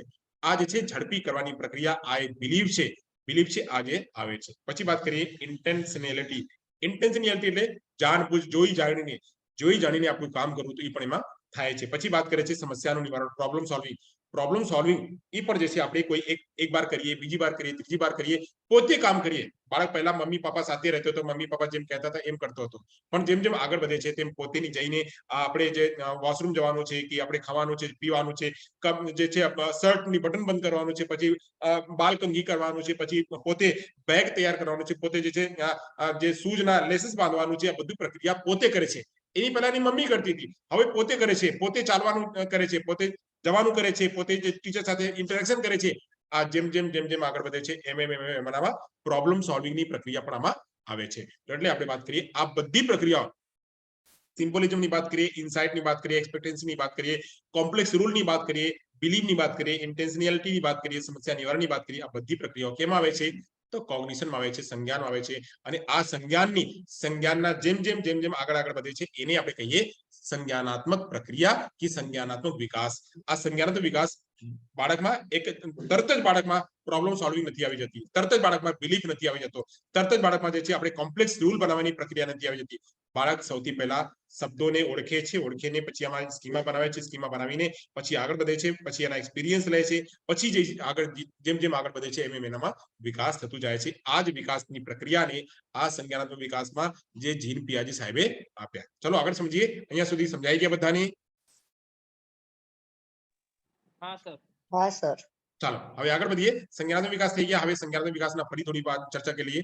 તો બાળકના વિચાર, બુદ્ધિ અને ભાષામાં પરિવર્તન જ્ઞાનાત્મક પ્રક્રિયાઓ હેઠળ આવે છે. એટલે શું કહે છે, આપણે જે ડેવલપમેન્ટલ પ્રોસેસ છે, આ કોગ્નિટિવ પ્રોસેસ છે. કોગ્નિટિવ પ્રોસેસમાં શું આવે છે? તો કોગ્નિટિવ પ્રોસેસમાં કહે છે વિચાર આવે છે, બુદ્ધિ આવે છે, અને ભાષામાં પરિવર્તન આવે છે. ભાષામાં પરિવર્તન જેમ બાળક આગળ વધે છે, ભાષા એનામાં બધું જાય છે. પહેલા એક જ શબ્દ પીવાનું, ખાવાનું, પીવાનું, ખાવાનું, પીવાનું, ખાવાનું, એ જ બાળક જાણતા હતા. પણ બાળક જે છે અલગ અલગ પ્રક્રિયા કહે છે. પાણી પીવાનું, જે દૂધ પીવાનું, જે છે ઠંડો પીવાનું, છાછ પીવાનું, આ બધી પ્રક્રિયાઓને શબ્દો લઈને ઉમેરે છે. શબ્દો ઉમેરીને એ વાતની ચર્ચા કરે છે. કહે છે આ દૂધ જે છે મીઠો છે, દૂધ બહુ જ મીઠો છે એટલે મારે નથી પીવાનું, દૂધ બહુ મીઠો છે એટલે મારે પીવાનું છે, દૂધ જે છે દૂધ બરાબર નથી આ તો એટલે મારે નથી પીવાનું, પાણી બરાબર નથી એટલે નહીં પીવાનું. આમાં શબ્દો ઉમેરીને પહેલા જે એક શબ્દ, બે શબ્દ, પછી 3 શબ્દ, પછી 4 શબ્દ, પછી 5 શબ્દ, વાક્ય એ જે છે બોલે છે. આ કેમ બોલે છે કે બાળક જેમ વધે છે એનામાં સંજ્ઞાનના વિકાસ થાય છે, અને પછી એના ભાષામાં પરિવર્તન પણ થાય છે. એવી રીતે એના બુદ્ધિ પણ થાય છે, અને એના વિચાર કરવાની પ્રક્રિયા પણ એમાં વધે છે. નાના બાળકમાં એટલી વિચાર કરવાની ક્ષમતા નથી હોતી, પણ જેમ બાળક વધે છે, અમૂર્ત સંકલ્પના જે છે, આ હાઇપોથેટિકલ ડિડક્ટિવ પ્રક્રિયા જે છે, કાલે પ્રશ્ન આવ્યો હતો, આ જે છે બાળક જેમ મોટા થઈ જાય છે બાળકમાં ત્યારે આવે છે. નાના બાળકમાં અમૂર્ત સંકલ્પનાઓને વિચારવાની શક્તિ નથી હોતી, પણ જેમ વધે છે, એક્સપિરિયન્સ જેમ આવે છે, સ્કીમાના જે ભંડોળ જે છે એ જયારે વધી જાય છે, તો બાળક જે છે અમૂર્ત સંકલ્પનાને પણ કરવા લાગે છે. સરસ, આગળ વધીએ. તો કહે છે કે આ જે 3 પ્રક્રિયા છે, વિચાર અને બુદ્ધિ અને ભાષામાં પરિવર્તન, આ જે 3 પ્રક્રિયાઓ છે, આ 3 વસ્તુઓને 3માં જે છે ફેરફાર કેવી રીતે થાય છે, આ બધે છે કેવી રીતે? મેં જેમ કીધું, બાળકમાં વિચાર કરવાની પ્રક્રિયા વધે છે કેવી રીતે, બાળકમાં બુદ્ધિ વધે છે કેવી રીતે, બાળકમાં ભાષામાં પરિવર્તન થાય છે કેવી રીતે? તો સૌથી પહેલા સેન્સેશન કરે છે. શું કરે છે? સેન્સેશન. સેન્સેશન એટલે કે આપણે કઈ પણ સમજીએ છીએ. ધારો કે હું કહું કે બધાને સમજાય છે. હા સર મેં કઈ પ્રશ્ન કર્યું? હા સર શું પ્રશ્ન કર્યું? બધાને બધાને સમજાય સમજાય છે છે તો આ તમને લોકોને કેવી રીતે ખબર પડી? તમે બોલ્યા એટલે તમે સમજાવ્યું એટલે હા, મેં બોલ્યું અને આપ લોકો કાનથી સાંભળ્યા. કાનથી સાંભળ્યા. જો ધારો કે મારા એક વિદ્યાર્થી છે આમાં ઉમેશ કરીને, ઉમેશને સમજાયું ન હશે. હું એમ કહું કે હું જ્યારે સાઇન કરું કે સમજાય છે હા ના, તો જ્યારે હું એમ કરું સમજાય છે હા ના, તો એ ખબર પડશે ને કે હા હા સમજાય છે. તેમ કહેશે હા હા, તો એ મોડા હલાવશે. એટલે અહીંયા આપ લોકો કાનથી સાંભળ્યા, સાંભળીને એનો જવાબ આપ્યા કે હા સમજાય છે.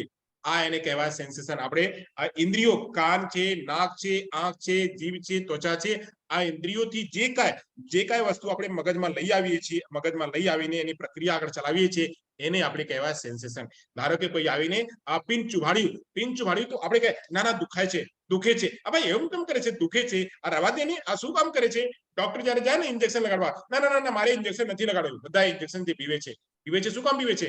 એને ખબર છે કે આ જે છે આ દર્દ થશે, આ આપણે ચુભાશે, એટલે ભાઈ મને ગોળી આપી દો, આ ઇન્જેક્શન નથી લગાડવાનું ભાઈ. તો આ જે છે શું, એ સેન્સેશન થયા પછી આપણે ખ્યાલ આવે છે ના ના ભાઈ આ દુખશે, એટલે મારા શરીરમાં કઈ પણ ચુભાવવાનું નથી. એટલે સેન્સેશન પહેલો છે સેન્સેશન. પછી હોય છે પરસેપ્શન. પરસેપ્શન એટલે શું કે આપણે જોયા, મેં પૂછ્યું કે આમાં ઘણા લોકો જે છે ને ધ્યાન ન હશે. મેં જેમ પૂછ્યું બધાને સંભળાય છે, બધાને ખબર પડે છે, જે મેં એમ પૂછ્યું આ કેટલા લોકો હશે ને કે આ કદાચ એની માઇક બંધ હશે, કાકી બીજા કોઈ કામમાં હશે, તો એને ખ્યાલ ન આવ્યો હશે. સર શું પૂછ્યા? તને જવા દીધું, ચલો જવા દે, બીજા પ્રશ્ન કઈ પૂછે તો સર જવાબ આપશું. તો આ જે છે સેન્સેશન તો થયું, આ અવાજ તો આવી પણ ખ્યાલ ન આવ્યું. અવાજ તો આવ્યું પણ ખ્યાલ ન આવ્યું. તો જ્યારે ખ્યાલ આવે એને આપણે કહીએ પરસેપ્શન. જ્યારે આ પ્રક્રિયાની જ્ઞાન આવે એને કહીએ આપણે પરસેપ્શન. કે આ અહીંયા ચૂબે છે, આ ઠંડો છે, આ મીઠો છે, આ ખાવાનું યોગ્ય છે, આ પીવાનું યોગ્ય છે, આ જે છે સરસ મજાના છે, આ ખોટી મજાની છે. આ પ્રક્રિયા જે છે આપણે પરસેપ્શન થી ખબર પડે છે. તો સૌથી પહેલા સેન્સેશન, પછી પરસેપ્શન. હવે સેન્સેશન અને પરસેપ્શન થયા પછી આપણે કોન્સેપ્ટ ફોર્મેશન કરીએ છીએ. એ કોન્સેપ્ટ ફોર્મેશન હું કહું કે ધારો કે હું એક અહીંયા પ્રક્રિયા કરું, અહીંયા લખું છું, અને આપ લોકોને તરત જ જવાબ આપવાનો છે. જ્યારે હું લખું તરત જ આપ લોકોને જવાબ આપવાનો છે આ શું છે. ચાલો હું લખું છું અને આપ લોકો તરત જ જવાબ આપો. એને શું કહેવાય? ક્યાં લખ્યું છે સર? આ લખ્યું તો નથી દેખાતું. દેખાતું નથી.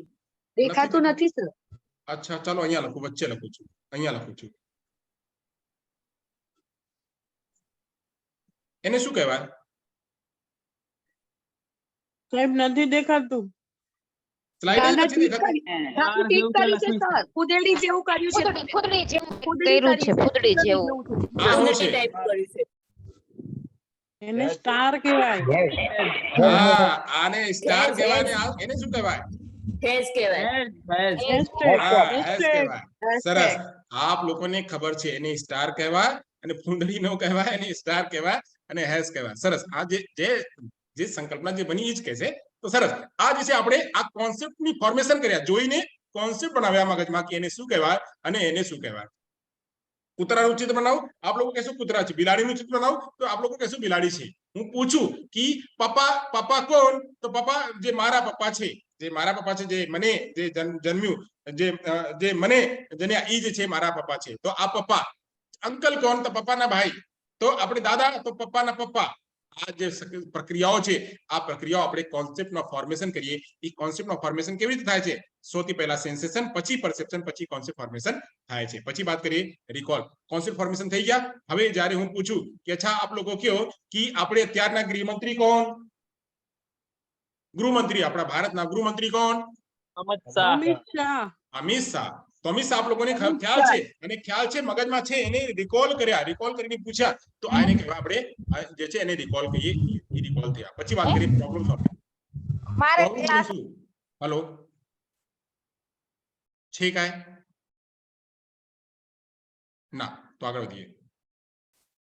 તો આપણે વાત કરીએ લોજિક પાવરમાં જેટલા અચ્છા અહીંયા પ્રોબ્લેમ સોલ્વિંગ હતા થઈ ગયા. પછી આપણે વાત કરીએ થિંકિંગ પ્રોસેસ પણ હોય છે.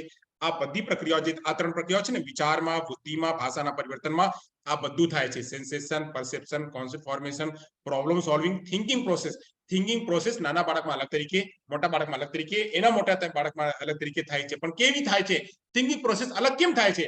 એ એના શબ્દ ભંડોળ ઉપર પ્રક્રિયા થાય છે. એનામાં કેટલું, એના મગજમાં આપણે સ્કીમા કેટલું છે, એના મગજમાં પ્રતિબિંબ કેટલા છે, આ પ્રતિબિંબ ઉપરથી જે છે આ થિંકિંગ કરી શકે, પ્રોસેસ કરી શકે. અત્યારે વાત કરીએ કે આપણે સ્પેશિયલ એજ્યુકેશનમાં આ બધાને ડીપ ખબર છે, પણ એક જનરલ એજ્યુકેશનના કોઈ બીજી સ્ટ્રીમમાં છે એને ખબર નથી. તો આ આપણા દિવ્યાંગ બાળકો વિશે ડીપ થિંકિંગ ન કરી શકે. કેમ કે એના પાસે એટલું સ્કીમા નથી, એટલું પ્રતિબિંબ એના મગજમાં નથી. એટલે જે છે આ થિંકિંગ પ્રોસેસનું એટલું મોટું ન ચાલી શકે. બહેનો જે છે આ બધી પ્રક્રિયાઓ કરે છે, ઘરના સંચાલન કરે છે, રસોઈ કરે છે, જોબમાં જાય છે. એટલે બહેનોના થિંકિંગ પ્રક્રિયા વધારે હોય છે ભાઈઓ નહીં કરતા. ભાઈઓને તો શું હોય, ભાઈઓને બસ આવવાનું જવાનું, ક્યારેક ખાના બનાવી લેવાનું, ક્યારેક ન બનાવવાનું. તો એટલે ભાઈઓ અને બહેનોમાં એ તફાવત હોય છે, થિંકિંગ પ્રોસેસમાં હોય છે. બહેનો સતત વિચારતા રહે છે, ભાઈઓ તો યાર નવરા છે, આ ક્યારેક વિચારે ક્યારેક ન વિચારે. તો આ જે છે આ થિંકિંગ પ્રોસેસમાં એવી પ્રક્રિયા હોય છે. હું આ બહેનો અને ભાઈઓમાં તફાવત નથી કરતા હો, એટલે કોઈ એમ ન વિચારતા સર શું કહે છે એવું ન વિચારતા કોઈ. ચલો આગળ વાત કરીએ લોજિક પાવર. એટલે લોજિક કોણ લગાડી શકે? લોજિક આમાં જેના પાસે આ સરસ મજાના કોન્સેપ્ટ ફોર્મેશન રહેશે, એ જ કોઈ વસ્તુને લોજિક લગાડી શકશે. કહેશે સર ના, આ તમે ખોટો કહો છો. અત્યારની હું ચર્ચા જે કરું છું આ સંજ્ઞાનાત્મક વિકાસની પ્રક્રિયામાં જે સેન્સેશન, પરસેપ્શન, કોન્સેપ્ટ ફોર્મેશન, જે કઈ શબ્દોની હું સમજાવું છું, આ એ પહેલા જે કોઈને ખબર હશે એ કહેશે કે સર ના, આ તમે ગલત કહો છો. જ્યારે હું કઈ પ્રશ્નો કહું, પ્રશ્નોમાં તમે તફાવત કરવા માંડો, તમે ડીપ ઓબ્ઝર્વેશન કરો, ડીપ ઓબ્ઝર્વેશન કરીને મને પ્રશ્નો પૂછો. આ પ્રશ્નો પૂછવાની જે પ્રક્રિયા છે એને કહેવાય લોજિક પાવર. અને લોજિક સાથે તમે પૂછશો કે સર આમ તો આમ પહેલા થયું હતું, હવે આમ કેમ થઈ ગયા? પહેલા તો આ જ પ્રશ્ન તમે એ જ રીતે સમજાવ્યા હતા, હવે આ પ્રશ્ન તમે એ જ રીતે સમજાવો છો. શું કામ સમજાવો છો? એનું લોજિક તો આ છે, એનું લોજિક આ છે. આ કેવી રીતે ખબર પડે? જ્યારે આપણા પાસે એક્સપિરિયન્સ હોય, જ્યારે આપણી પાસે સ્કીમા હોય, જ્યારે આપણી પાસે કોન્સેપ્ટના ઘણા કોન્સેપ્ટ બની ગયા હોય, પછી આપણે લોજિક કરવા માંડીએ છીએ. આ લોજિક કરવાની પ્રક્રિયા પણ થાય છે. આ જે બધી પ્રક્રિયાઓ છે, આ વિચાર, બુદ્ધિ અને ભાષા આમાં આવે છે. એ બધાને જ્ઞાનાત્મક પ્રક્રિયા કહીએ છીએ. જ્ઞાનાત્મક પ્રક્રિયામાં એટલું કોન્સેપ્ટ જે છે ચાલે છે. એટલે આ ડીપમાં હું એટલે આપ લોકોને ચર્ચા કરું છું કે આ કોન્સેપ્ટ જે છે ક્યારેક આવે છે. આ બધા શબ્દો જે છે, આ બધા જે શબ્દાવલી છે, બધી જે ટર્મિનોલોજી છે, આ બધી ટર્મિનોલોજી જ્ઞાનાત્મક પ્રક્રિયાની ટર્મિનોલોજી છે. જ્યારે આવા આવે તેને આપણે કહેવાનું કે આ જ્ઞાનાત્મક પ્રક્રિયાની ટર્મિનોલોજી છે, શબ્દો છે. આગળ વધીએ. કહે છે કે જ્ઞાનાત્મક વિકાસ પ્રક્રિયાઓ એ જે વિકાસશીલ બાળકને કવિતાનો યાદ રાખવા, ગણિતની સમસ્યાઓને કેવી રીતે હલ કરવી, વિચારવા અને નક્કી કરવા, સારી અને સર્જનાત્મક વ્યૂહરચના બનાવી, આ ક્રમશઃ અર્થપૂર્ણ વાક્યો બનાવવા, આમાં બધામાં સક્ષમ બનાવે છે. કે જ્ઞાનાત્મક પ્રક્રિયા જે કોઈ વ્યક્તિ પાસે હોય, આ કવિતાઓ જે છે, આ જે પોયમ છે, પોયમને યાદ કરવાનો પ્રયાસ કરે છે. પછી આ જે છે ગણિતની સમસ્યાઓને હલ કરવા માટે પ્રયાસ કરે છે. પછી વાત કરીએ તો આ જે આપણી વ્યૂહરચના છે, વ્યૂહરચનાને બનાવવાનો પ્રયાસ કરે છે. અર્થપૂર્ણ વાક્યો પણ બનાવે છે. સરસ. તો આની આગળ વધીએ. આગળની ચર્ચા કરશું આપણે. આગળમાં ચર્ચા કરશું કે આ જે જીન પિયાજે છે, આ 1 મિનિટ હું થોડુંક કોલ કરી લઉં આગળના સેશનમાં. અજીતભાઈ ક્યાં છે, આવે છે કે નથી આવતા? તો અહીંયા સુધી આપણે સમજી લીધા જીન પિયાજે જે છે, બાળકના જ્ઞાનાત્મક વિકાસના સંદર્ભમાં શૈક્ષણિક મનોવૈજ્ઞાનિકમાં ક્રાંતિકારી ખ્યાલ રજૂ કર્યો. એટલે આ બાળકના કેવી રીતે સંજ્ઞાનાત્મક વિકાસ થાય છે, આમાં એને ડીપમાં જે છે અધ્યયન કરવું. અને પછી અધ્યયન કરીને જેના પરિણામે તેમને પ્રતિષ્ઠિત નોબેલ પુરસ્કાર જે છે એને એનાયત કરવામાં આવ્યો. એને નોબેલ પુરસ્કાર પણ મળ્યો. જેમ પહેલા કીધું કે આ વ્યક્તિ જે છે, આ વ્યક્તિને નોબેલ પુરસ્કાર પણ મળ્યું હતું. શું કામ મળ્યું હતું? તો આ જે છે એને આ ઉપર કામ કર્યો હતો.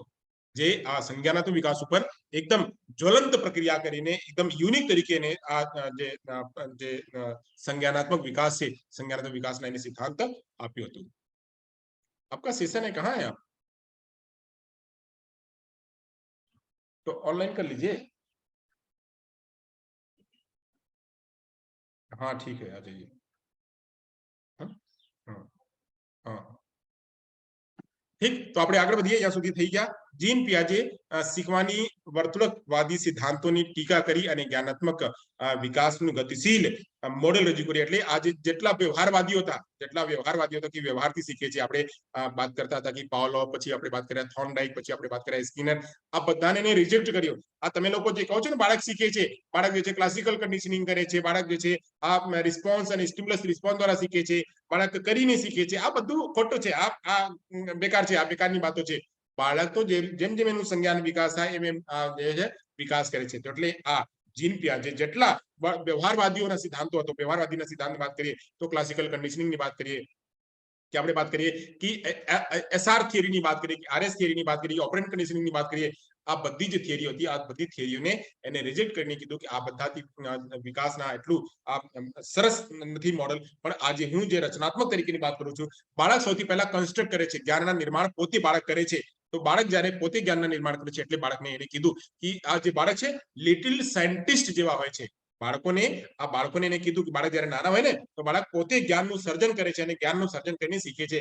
આ તમારા કહેવાથી બાળકને આ સતત કરો તો બાળકને ઘંટી વગાડો લાર આવશે તો શીખશે, કહે છે આ બધું નોનસેન્સ છે, આ બધું બેકાર છે. એની કીધું એને રિજેક્ટ કર્યું. કોને રિજેક્ટ કર્યું? હું નથી રિજેક્ટ કરતો, આ જીન પિયાજે રિજેક્ટ કર્યા કે આ બધું નોનસેન્સ છે, આથી વિકાસ નથી થતો બાળકમાં, આથી બાળક જે છે આ સંજ્ઞાના વિકાસ નથી થતો. વિકાસ તો બાળકના જે જન્મજાત આવે છે અને એ જ રીતે બાળક જે છે પોતે જ્ઞાનના સર્જન કરે છે અને એનામાં જે મોડલ જે છે આપણો જે કોન્સેપ્ટ છે, જે સ્કીમા છે બાળકમાં બને છે, એને રજૂ કર્યું. પછી વાત કરીએ હવે આગળ જઈને ચર્ચા કરશું કે જીન પિયાજે ના જ્ઞાનાત્મક વિકાસના વિભાવનાઓ કેટલી, વિભાવનાઓ ચર્ચા કરશું. વિભાવના એટલે કોન્સેપ્ટ કેટલા, તો એને મુખ્યત્વે 4 કોન્સેપ્ટ જે છે આપ્યા. એમ તો હજી આમાં કોન્સેપ્ટ છે, આપણે આગળ જઈને ચર્ચા કરશું. તો 4 કોન્સેપ્ટ એને આપ્યું. સ્કીમા એટલે શું? સ્કીમા એટલે એની માં નહીં, મમ્મીની વાત નથી કરતો. ક્યારેક આપણે કહીએ છીએ સ્કીમા નહીં ભાઈ, તેરી માં નહીં, મેરી માં નહીં, સ્કીમા નહીં. સ્કીમા એટલે કોન્સેપ્ટ એટલે આપણે કોઈ પણ વિચાર કરીને મગજમાં રાખીએ એને કહીએ કોન્સેપ્ટ. લાલ છે તો લાલ કોને કહીએ? અહીંયા જે દેખાય છે ને સ્ટોપ શેર, અહીંયા જે આપણે જ્ઞાનાત્મક વિકાસ છે એને કહીએ લાલ. આ જે ચક્રી ચાલે છે એને કહીએ લાલ. તો લાલ છે. આ સફેદ કોને કહીએ? આ સફેદ જે અહીંયા લખેલ છે સફેદ, એને સફેદ કહીએ. આ વિડીયો સંતોષર કોણ? આ વિડીયોમાં જે દેખાય છે સંતોષર. એટલે આપણે જયારે આવો, મને કેટલાક લોકો નથી જોયા એની જયારે આપણી ઓનલાઈન જે ચર્ચા ચાલી અને ઓનલાઈન પહેલા મને ઘણા લોકો ન ઓળખતા હતા, પણ જયારે રૂબરૂ થવા માંડ્યું તો આ રૂબરૂ થવાથી આપ લોકો મને સાંભળી લીધા, જોઈ લીધા અને જોઈને તમારા મગજમાં બની ગયું કે સંતોષ સર એવા, અજીત સર એવા, કવિતાબેન એવા, નરેશભાઈ એવા, આપણે કેતનભાઈ એવા, સંજયભાઈ એવા, એ અલગ અલગ જે ટીચરો છે, અલગ અલગ ટીચરોને આપ લોકો સ્કીમા બનાવી લીધા. સ્કીમામાં અલગ અલગ વિષયોને આપ લોકો સ્કીમા બનાવી લીધા. એવી રીતે બાળક જયારે નાના હોય ને તો નાના જેમ હોય તો મમ્મીથી પહેલા એનો સંપર્ક મમ્મીથી થાય છે. તો મમ્મીને ઓળખી લીધા કે આ મારી મમ્મી છે, આ મારા પપ્પા છે, આ મારી દીદી છે, આ મારા દાદા છે. અલગ અલગ કોન્સેપ્ટોને બાળક છે બનાવીને મગજમાં રાખી રહે છે. તો સૌથી પહેલા સ્કીમા બને છે. કેટલીક દિવસમાં કેટલુંક સ્કીમા બને છે, બગડે છે, બગડે છે. કાંઈ નવી વાત આવી અને બગડીને પછી બીજી વાત આવી ગઈ, પછી બીજી વાત આવી, પછી ત્રીજી વાત આવી ગઈ. અત્યારે આજ જ જે છે આ જેટલી સ્લાઇડમાં હું જાઉં છું આગળ એક સ્લાઇડમાં નવી સ્કીમા બને છે, પછી નવી સ્કીમા બને છે, પછી નવી સ્કીમા બને છે, પછી નવી સ્કીમા બને છે. જેમ આપ લોકો નવી વસ્તુઓ જેમ શીખો એમ જે છે આપણા સ્કીમા બને છે. અને આ સ્કીમા કાલે આપણે ચર્ચા ચાલ્યું હતું કે આપણે મેમરીમાં એક હોય છે સંવેદી મેમરી, એક હોય છે શોર્ટ ટર્મ મેમરી અને એક હોય છે લોંગ ટર્મ મેમરી. કાલે આપણે મેમરીની પણ ચર્ચા કર્યા હતા. જ્યારે સ્કીમા સતત આવે, આપણે સેન્સેશન હોય અને સેન્સેશન થઈને પછી આપણે આનો કાંઈ ઉપયોગ ન કર્યા, આ જે છે 1 સેકન્ડ પછી વયા જાય છે. આજે આપણે સ્કીમામાં જ્યારે આપણે સ્કીમાને શોર્ટ ટર્મ મેમરીથી લોંગ ટર્મ મેમરીમાં રાખવાનું હોય ને, આ સ્કીમા જે છે એ જ્યારે આપણે સેન્સેશન કરીએ, બસ માત્ર સેન્સેશન અને ઉપયોગ ન કરીએ તો બસ એ વયા જાય. પછી આપણે વાત કરીએ જ્યારે એનો ઉપયોગ કરીએ તો 30 સેકન્ડ સુધી લોંગ ટર્મ મેમરીમાં હોય છે, 30 સેકન્ડ સુધી. પછી આપણે વાત કરીએ તો લોંગ ટર્મ મેમરીમાં સુધી કેવી રીતે જાય છે. જ્યારે આપણે એક્સરસાઇઝ કરીએ, આ મારી મમ્મી, પાપા, મમ્મી, પાપા, આપણે કેવી રીતે કરીએ? એક દિવસ નહીં, રોજ એની ચર્ચા કરીએ છીએ, ઘરમાં રોજ રહીએ છીએ, એટલે ખબર પડી ગઈ મારી મમ્મી, અમારા પપ્પા, અમારા દાદા, અમારી દાદી, અમારા ઘર, અમારા રમકડો, આ બધાની ખબર પડી જાય છે. તો સ્કીમા એને કહીએ. સ્કીમા એટલે પ્રતિબિંબ, કોઈ પણ વસ્તુના પ્રતિબિંબ, છાપ જે આપણા મસ્તિષ્કમાં બની જાય એ જ આપણે કહીએ સ્કીમા. આગળ વધીએ. આ સ્કીમા જ્યારે કોઈ નવી સ્કીમા છે, નવી સ્કીમામાં કાંઈ જૂનું આપણે ઉમેરી દીધા, જૂનું ઉમેરી દીધા. ધારો કે મમ્મી છે, મમ્મી આજે જે છે આજે સાડી પહેરી છે અને કાલે જે છે એને સૂટ પહેર્યું અને પરમ દિવસે જે છે એને જે છે આપણે જીન્સ પહેરી લીધા મમ્મીએ. તો મમ્મીએ જ પહેરે છે, કોઈ બીજા નથી પહેરતા, મમ્મીએ પહેરે છે અને મમ્મીને રોજ મમ્મીના સ્ટાઇલ છે કે સપ્તાહના 7 દિવસમાં 7 પ્રકારના કપડો પહેરશે મમ્મી, અને બાળકની સામે આવશે તો એને ખબર છે કે આ કપડા કોને પહેર્યું, તો મારી મમ્મીએ પહેર્યો. મારી મમ્મીએ પહેર્યો તો એને ખબર છે. હવે અહીંયા મમ્મી એક જ કપડા સાડી જ પહેરે છે અને કોઈ પણ કાપડ નથી પહેરતી, મમ્મી સાડી પહેરે છે. અને મમ્મી સાડી પહેરીને એક દિવસ જે છે બાળકને ખબર છે કે મારી મમ્મી તો સાડી પહેરે છે અને બાકી લોકો જે છે આ સૂટ સલવાર જીન્સ બાકી પહેરે છે, પણ મારી મમ્મી સૂટ સલવાર જીન્સ નથી પહેરતી. એને ખબર છે. મમ્મી જયારે સાડી પહેરે તો એને ખ્યાલ આવ્યો કે મારી જે કોઈ સાડી પહેરેલા છે મારી મમ્મી જેવા છે. હવે આ જ મમ્મી જયારે કોઈ જીન્સ પહેરીને આવી ગઈ અને બાળકની સામે આવે છે, બાળક જે છે ઓળખે છે, એને કન્ફ્યુઝન થાય છે, આ મારી મમ્મી છે, આ મારી મમ્મી તો જીન્સ નથી પહેરતી, મારી મમ્મી તો આવા મેકઅપ નથી કરતી, મારી મમ્મી તો એવા બોવ કટ નથી કટાવતી. તો આ બાળકને કન્ફ્યુઝન હોય છે અને કન્ફ્યુઝનને પછી સુધારીને કે ના કોઈ પણ વ્યક્તિ છે બોબ કટ કરાવી શકે, કોઈ પણ વ્યક્તિ છે જીન્સ પહેરી શકે, કોઈ પણ વ્યક્તિ છે આવા પ્રકારના કલ્ચર કરી શકે. તો એની પહેલાની વાત કરીએ તો આત્મસાતીકરણ, અને પછી જ્યારે કન્ફ્યુઝન હોય, કન્ફ્યુઝન કરીને જ્યારે સુધારે તો એને આપણે કહીએ ગોઠવણ. ગોઠવણ એટલે કે એક જ વ્યક્તિ અલગ અલગ પ્રકારના વ્યવહાર કરી શકે, એક જ વ્યક્તિ અલગ અલગ દેખાવ દેખાઈ શકે. તો જ્યારે કન્ફ્યુઝન હોય, કન્ફ્યુઝનને સુધારીને ફરીવારથી એનામાં સંશોધન કરો, આ સંશોધનને આપણે કહીએ ગોઠવણ. અહીંયા સુધી સમજાઈ ગયા? ફરીવારથી એને ક્લિયર કરું છું. સ્કીમા એટલે કોઈ પણ નવી વાતને મસ્તિષ્કમાં બનાવવું, એને કહીએ આપણે સ્કીમા. સ્કીમા એક દિવસમાં ઘણા પ્રકારના સ્કીમા બને છે. જ્યારે એક જ પ્રકારની પ્રક્રિયા મમ્મી છે, મમ્મીને ખ્યાલ છે બાળકને કે મમ્મી રોજ કપડા અલગ અલગ પહેરે છે, તો બાળકને ખ્યાલ આવી ગયું મમ્મી એક જ મારી મમ્મી છે, મમ્મીના અલગ અલગ યુનિફોર્મ છે, તો એને કોઈ કન્ફ્યુઝન નથી કે મારી મમ્મીના જ કપડા છે. પણ જ્યારે મમ્મી વર્ષ સુધી, 2 વર્ષ સુધી, 3 વર્ષ સુધી એક જ કપડા પહેરે છે, એક જ ટાઈપના કપડા પહેરે છે, તો બાળકને ખબર પડી ગઈ કે બાળક જ્યારે મારી મમ્મી સાડી પહેરે અને સાડી જ પહેરે છે રોજ, તો આ તો એજ્યુમેશન થયું. રોજ સાડી પહેરે છે, એજ્યુમેશન થયું. પણ એક દિવસ એવી આવ્યો કે 2 વર્ષ પછી મમ્મીએ સાડી નહીં, મમ્મીએ જીન્સ પણ પહેરી લીધા, તો બાળકના કન્ફ્યુઝન, આ મારી મમ્મી છે, એને આપણે કહીએ. અને મમ્મીને સુધારે પછી મમ્મીને કીધું ના બેટા, આ હું જ છું, આ અલગ અલગ કાપડ છે અને અલગ અલગ કાપડ પહેરી શકાય. તો બાળકને એ ખબર પડી કે આ મમ્મી અલગ અલગ કાપડ પણ પહેરી શકે, તો એને ગોઠવણ કરી દીધી. પછી જે છે આ ગોઠવણને જે પહેલાના કોન્સેપ્ટ અને આજના કોન્સેપ્ટ, આ બંને વચ્ચે જે છે એને સંતુલન કરી લીધું કે ના આ મારી મમ્મી છે અને આ પણ મારી મમ્મી છે. એને આપણે કહીએ સંતુલન. એની ચર્ચા વિસ્તારમાં કરશું જ્યારે આપણું આવતું જે સેશન રહેશે ત્યારે એની ચર્ચા કરશું. પછી આપણે વાત કરીએ આ તબક્કાની ચર્ચા, બધાને ચર્ચા થઈ ગઈ છે, બધાને ખબર થઈ ગયા છે. આપણે એકને કહીએ SMS, બીજાને કહીએ POS, ત્રીજાને કહીએ COS અને ચોથાને કહીએ FOS. તો આપણે વાત કરીએ SMS sensory motor stage, POS pre operational stage, COS complete operational stage, FOS formal operational stage. એની અવસ્થા છે 0 થી 2 વર્ષ, 2 થી 7 વર્ષ, અને પછી વાત કરીએ 7 થી 11 વર્ષ અને 11 થી 15 વર્ષ. આ જે છે આમાં પણ 2 ભાગ છે, આગળ જઈને ચર્ચા કરશું. એકને કહેવાય પ્રી કોન્સેપ્ચ્યુઅલ સ્ટેજ અને એકને કહેવાય ઇન્ટ્યુટિવ સ્ટેજ. આમાં 2 છે, બાકીમાં એક છે, પણ આમાં 2 છે. આમાં 2 કયા છે એની પર આગળ જઈને ચર્ચા કરશું. તો અહીંયા સુધી આપણે સમજી ગયા. અને ચર્ચા વધારે નથી કરતો કેમ કે રોજ આ ઉપર ચાલે છે, એટલે આપણે બહુ વધારે ચર્ચા નથી કરવાની. જેમ આપણે આગળ વધશું એમ પણ આપણે ચર્ચા કરશું. પછી વાત કરે છે કે સંજ્ઞાનાત્મક વિકાસના સિદ્ધાંતમાં 2 પ્રક્રિયાની અલગ અલગ વાત કરી. એક તો એને કીધું કે સંજ્ઞાનાત્મક વિકાસની પ્રક્રિયા ચર્ચા કરી, અને પછી કહે છે આ પ્રક્રિયા અલગ અલગ તબક્કાઓમાં કેવી રીતે થાય છે. જેમ આપણે સમજ્યા એ SMS છે, પછી વાત કરીએ કે આ POS છે, POS પછી COS છે, COS પછી FOS છે. આ અલગ અલગ તબક્કાઓ છે. આ જે પ્રક્રિયા છે સંજ્ઞાનાત્મક પ્રક્રિયા, જેમ આપણે વાત કરીએ સ્કીમા બનશે, પછી એકોમોડેશન કરશે, એજ્યુમિલેશન કરશે, ઇક્વિલિબ્રિયમ કરશે. આ બધી પ્રક્રિયાઓ જે છે, આ પ્રક્રિયાઓ એક અવસ્થામાં અલગ અલગ રીતે થાય છે. SMS માં અલગ તરીકે થાય છે આ પ્રક્રિયા, POS માં અલગ રીતે થાય છે આ પ્રક્રિયા, COS માં અલગ રીતે થાય છે આ પ્રક્રિયા, અને FOS માં અલગ રીતે થાય છે આ પ્રક્રિયા. અને આ પ્રક્રિયાઓ પરથી બાળકના સંજ્ઞાન પણ વિકાસ થાય છે. ચાલો આગળ વધીએ. આ પ્રક્રિયામાં અલગ અલગ કોન્સેપ્ટ કેવા છે એની પર ચર્ચા કરી લઈએ. તો આ જે છે પ્રક્રિયા છે, પ્રક્રિયામાં એટલા શબ્દો છે, આ લગભગ 6 શબ્દો છે. 6 શબ્દોને આપણે વિસ્તારમાં કાલે ચર્ચા કરશું. સ્કીમા શું હોય છે, સ્કીમા કોને કહીએ, મેં થોડી ચર્ચા તો કરી લીધી. સ્કીમા એટલે કોઈ પ્રતિબિંબ બનાવવું. પછી ઇક્વિલિબ્રિયમ, એક સ્કીમાથી બીજા સ્કીમામાં સંતુલન કરવું, એને કહીએ સંતુલન.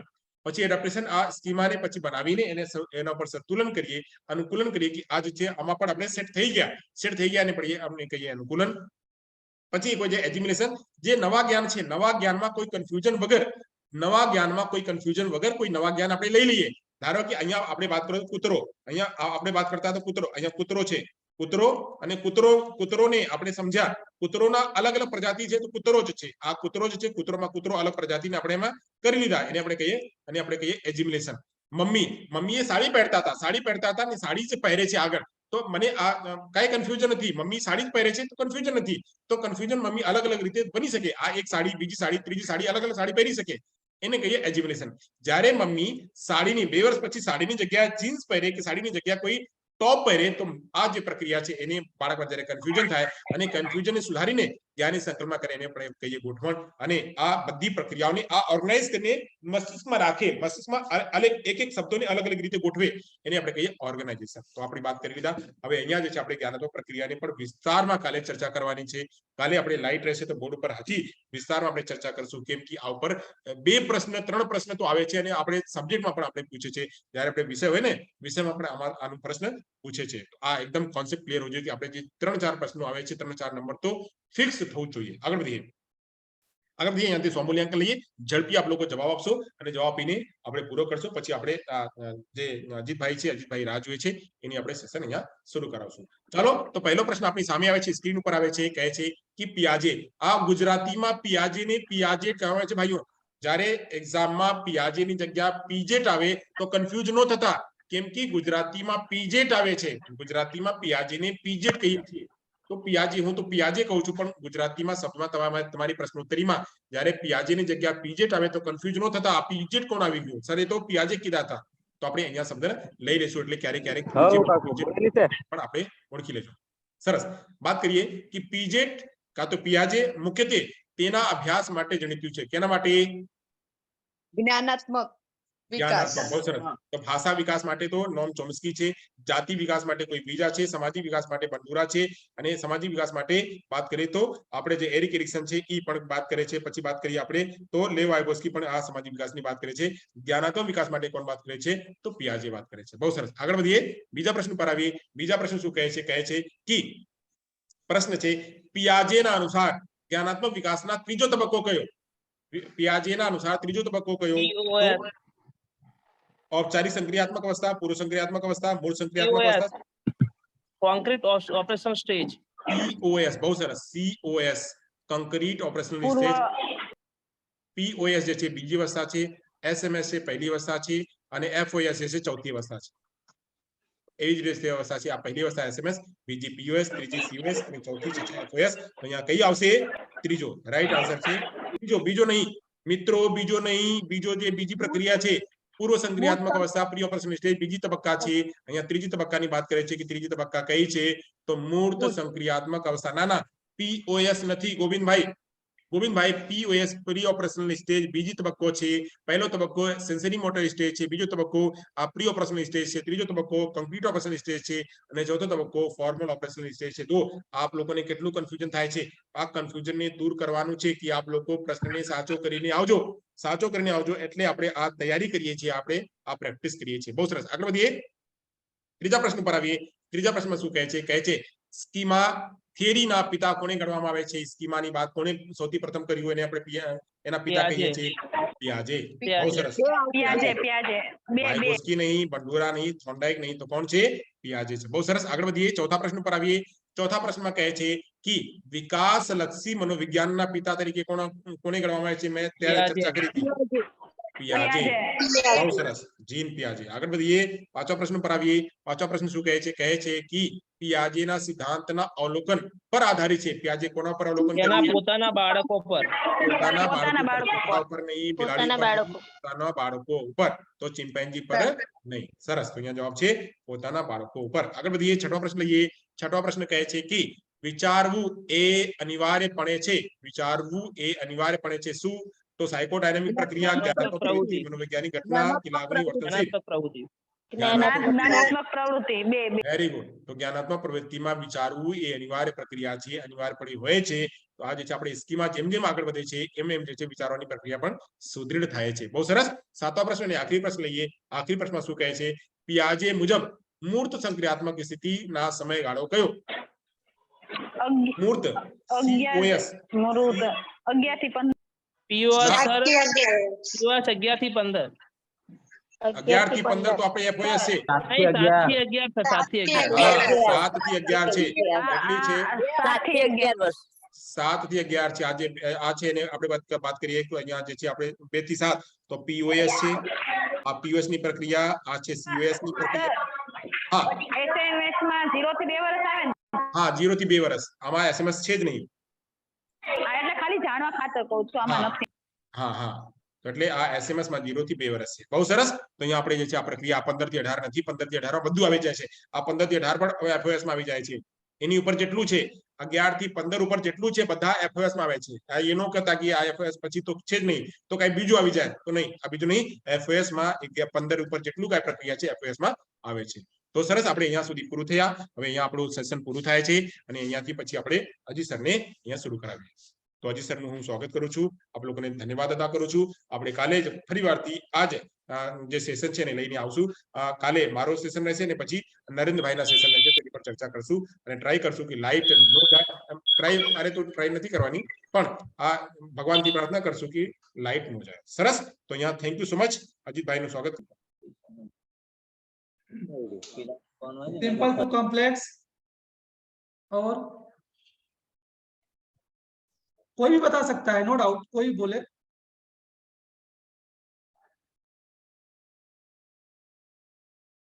सिंपल टू कॉम्प्लेक्स किसी भाई ने बोला, और कोई बहन?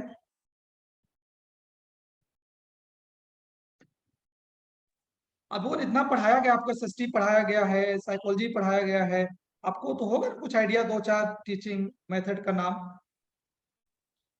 मूर्त से अमूर्त, हाँ,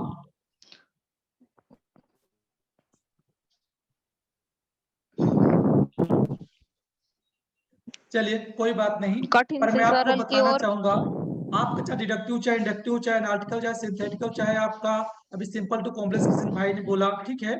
चलिए मैं सबकी बात कंसिडर करते हुए, लेकिन मैं यहाँ आपको बताना चाहूंगा मेरे भाई, जो इंग्लिश सब्जेक्ट होता है, क्या होता है इंग्लिश के लिए ये सब कोई मेथड नहीं यूज होता है. क्या होता है इंग्लिश विषय के लिए, इंग्लिश सब्जेक्ट के लिए ये सब कोई मेथड अलाउ नहीं होता है, कोई मेथड नहीं यूज होता है, ठीक है.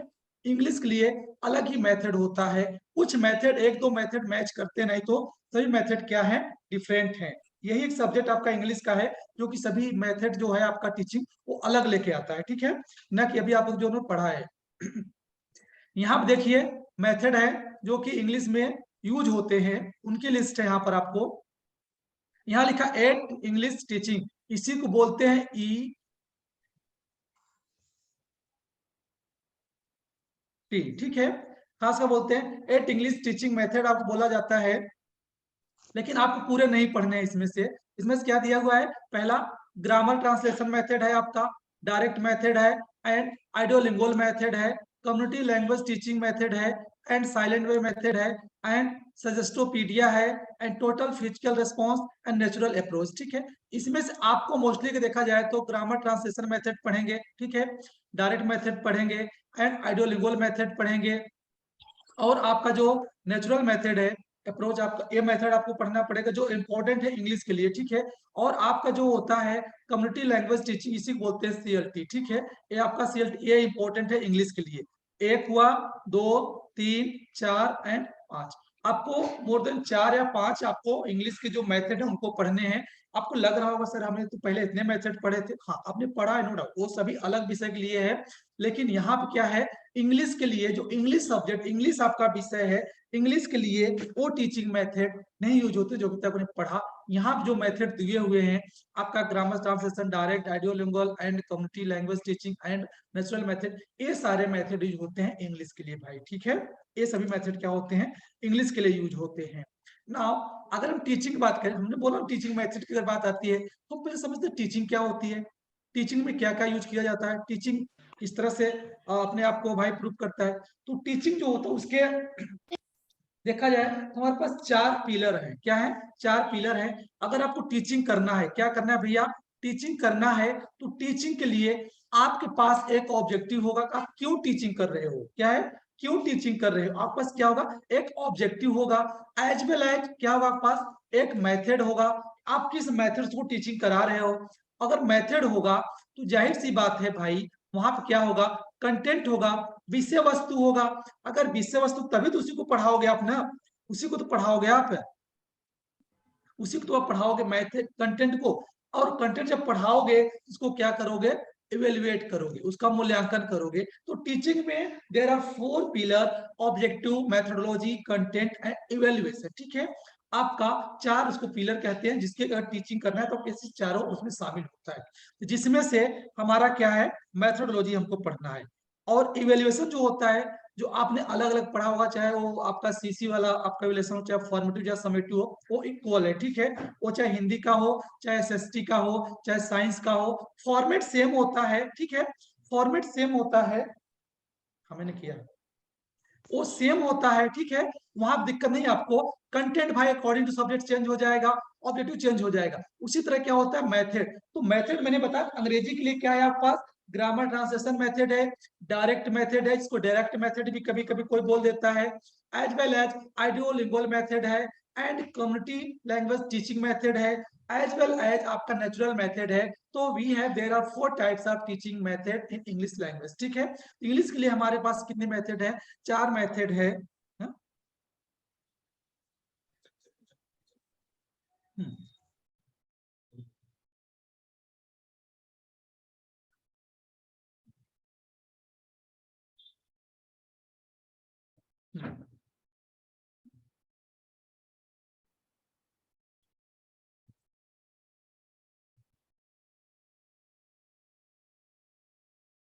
इसको यहाँ करिए।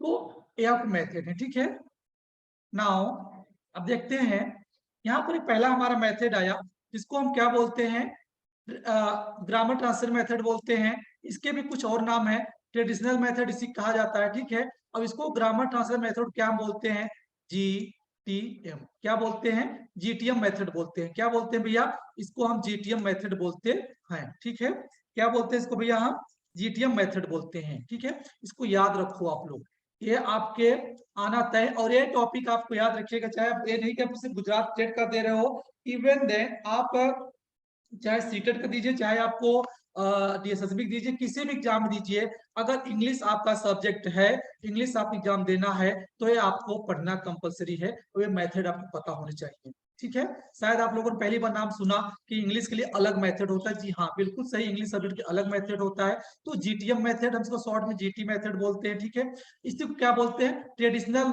मेथड भी बोला जाता है। इसके जो कह सकते हैं समर्थक थे, यहाँ मैंने समर्थक लिख रखा है, जो ना स्टुकर हैं एंड कार्ल क्लॉट जो हैं, एचएस ओलेन ड्रॉप एंड जो ना मेडेंगर हैं, ये सब क्या है, इसके समर्थक, ये सब इसको मानते हैं कि ये मेथड हमारा होना चाहिए बच्चों को पढ़ाने के लिए, अगर अंग्रेजी हम पढ़ाते हैं तो बच्चों को। तो और इसी मेथड को एक नाम से और जाना जाता है, भाई आप नोट कर लो। ठीक है, क्या किया जाता है, persuasion method in the USA. ये जो हमारा यूएसए देश है, वहां इसको ग्रामर ट्रांसलेशन मेथड न बोलकर, ट्रेडिशनल मेथड न बोलकर, वहां क्या किया जाता है, प्रूसियन मेथड कहा जाता है, यूएसएम कहा जाता है। ठीक है, अब देखते हैं जो ग्रामर ट्रांसलेशन मेथड हमारा है, इसमें देखिए 2 पार्ट आता है। एक आपका आता है ग्रामर, एक आता है आपका क्या, कि ग्रामर मेथड आपका है, एंड ट्रांसलेशन मेथड। मतलब एक कहीं इसका दूसरे क्या है, दूसरे में तालमेल है। क्या है, हमें मेथड भी यूज करना है, एज वेल एज हमको ट्रांसलेट भी करना है। ग्रामर मींस क्या, जो आपका व्याकरण है उसको कुछ रूल इसमें आप लागू होंगे कि हाँ इसमें ध्यान रखना पड़ेगा। ठीक है, तो ग्रामर मेथड और आपका ट्रांसलेशन मेथड एक ही है, बात दोनों एक ही बात है, लेकिन नाम से पता चल रहा है इसमें 2 शब्द है, ग्रामर एंड ट्रांसलेशन। भाई ट्रांसलेशन किसका करो, कोई कंटेंट होगा, अगर ट्रांसलेशन करोगे तो वहां ग्रामर ही लागू होगा। ठीक है, इसलिए इस तरीके से भी आप इसको समझ सकते हैं। नाउ यहाँ उसके कुछ फीचर्स हैं। क्या फीचर्स हैं, देख लीजिए। अगर आपको ग्रामर जीटीएम मेथड में, देखिए मैं शॉर्ट में लिख दिया हूँ, अब लॉन्ग नहीं रहेगा। ठीक है, जीटीएम मेथड में आता है, पहला आपका क्या होता है, नेटिव लैंग्वेज। क्या होता है भैया, नेटिव लैंग्वेज। नेटिव लैंग्वेज समझते हैं आप लोग, जो उसकी मदर टंग होती है। नेटिव मतलब जो उसकी खुद की भाषा होती है, जहां पर वो रहता है आसपास के, वो भाषा उसको पढ़ाया नहीं जाता है, वो उसको पढ़ाया नहीं जाता है, लेकिन वो क्या करता है, उस भाषा को सीख लेता है और ऑटोमेटिक वो बोल लेता है। हो सकता है वो उसको